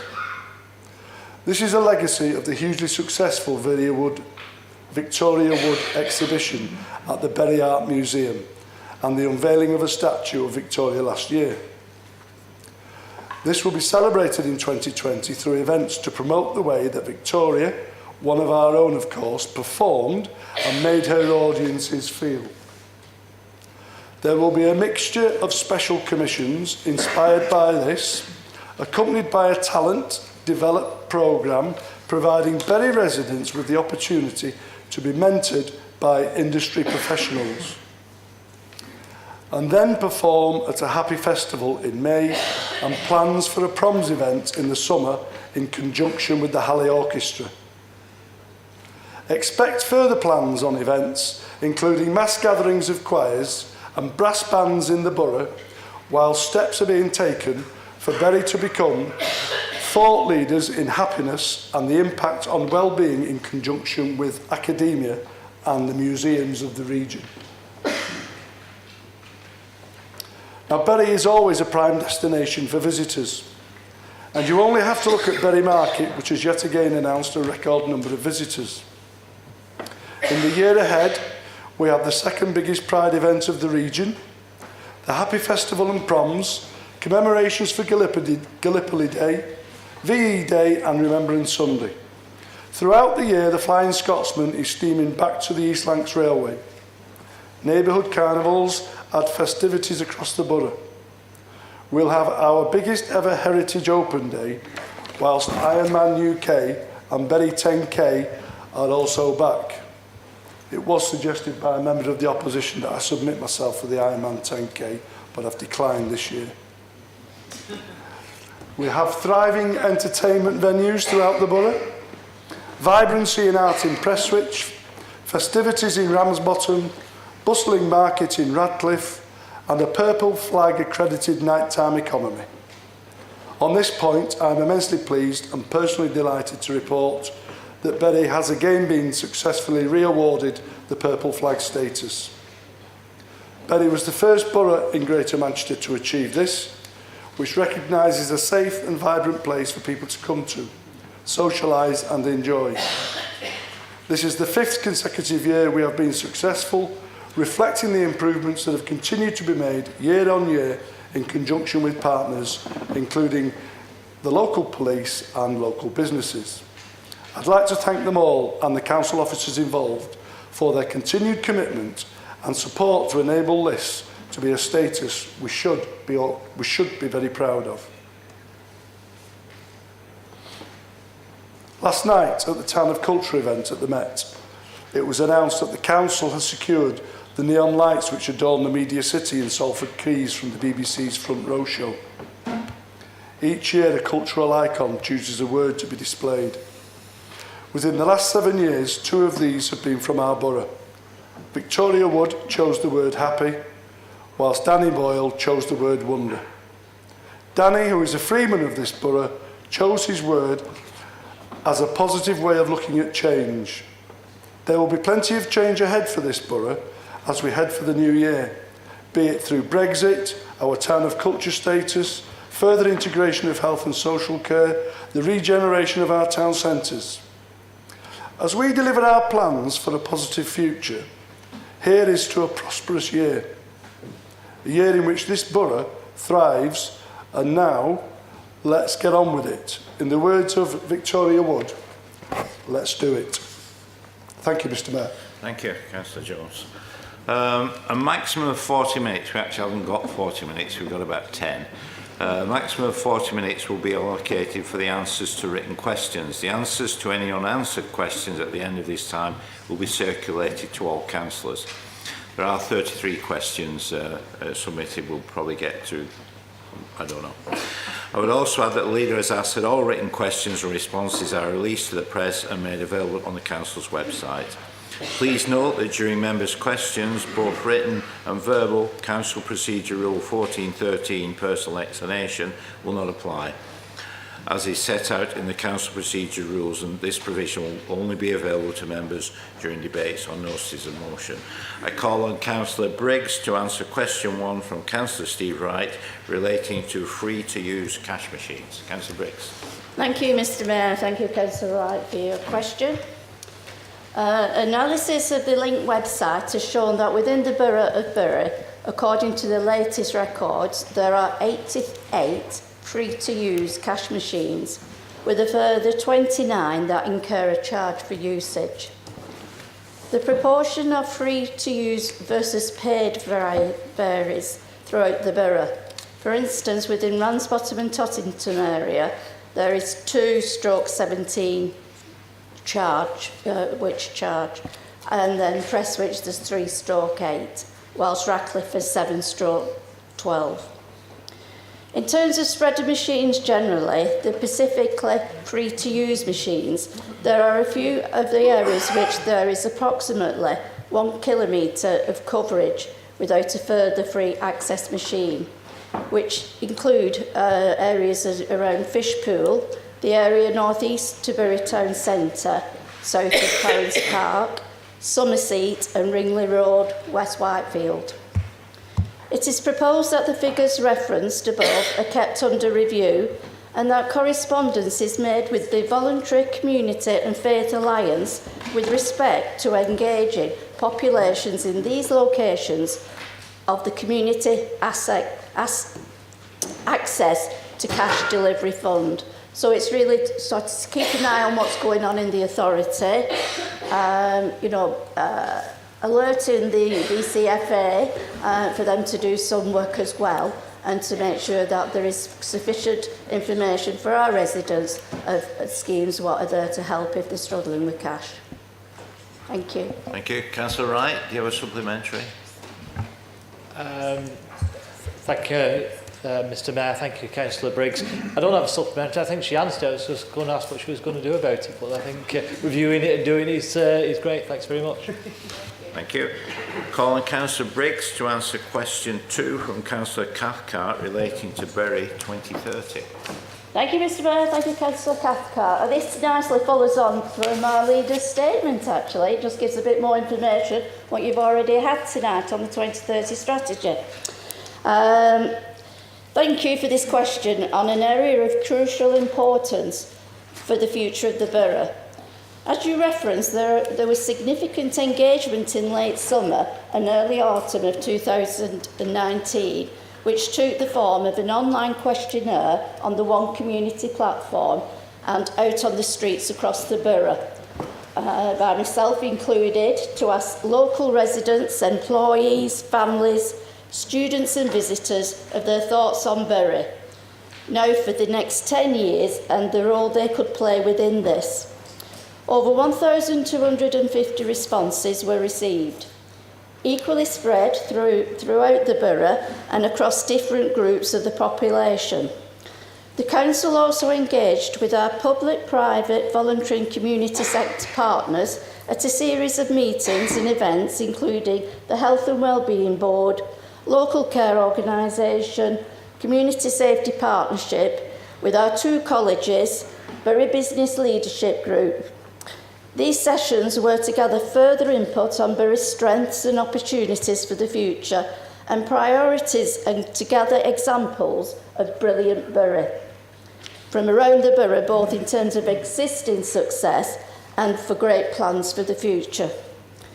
All this engagement activity has been considered alongside data on the borough, including our local economy, deprivation levels, environment and health information, in order to get a rounded picture of the challenges we face and the focus required on activity over this decade, and specifically in the next couple of years, recognising some of the actions that need to be taken now, but some of the actions will take a number of years to be realised. Thank you. Thank you. Councillor Cathcart, do you have a supplementary?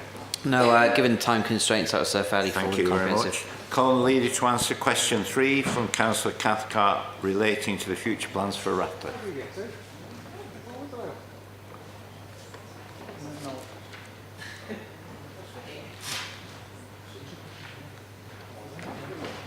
Leader, sorry, Leader.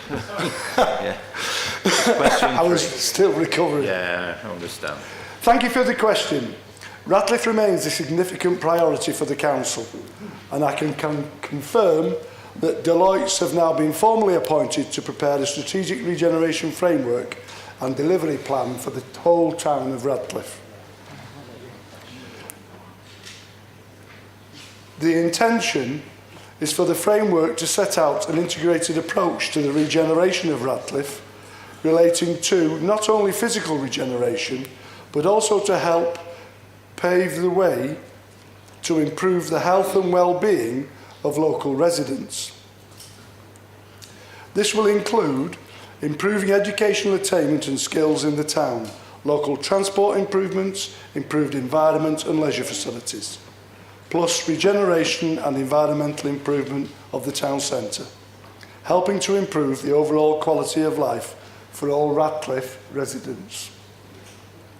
Stakeholder and wider public engagement will form an important part of the framework, and the results will feed into a development of key objectives and proposals.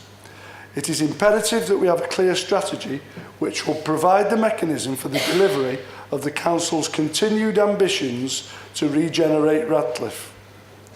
It will provide a coordinated delivery plan setting out short, medium and long-term proposals to drive forward the sustainable and managed regeneration of Ratcliffe Township over the next 10 to 15 years. The aim is to secure benefits from this growth for all Ratcliffe residents. Thank you, Mr. Mayor. Councillor Cathcart, do you have a supplementary? It's just one brief one, and that's just to ask the leader if you can confirm that the existing consultations around public realm improvement will be incorporated into that. Absolutely, Mr. Mayor. Yes, I can give that assurance. Thank you. Call Councillor Tariq to answer question 4 from Councillor Hurst relating to Progress 8 figures. Thank you, Mr. Mayor. Thank you, Councillor Hurst, for your question. In terms of Progress 8, Mr. Mayor, there are, of course, variation with our figures from time to time, and they will vary from school to school as well. Our latest figure is minus 0.29, and Bury is ranked 6th out of 10 Greater Manchester local authorities for records in 2019.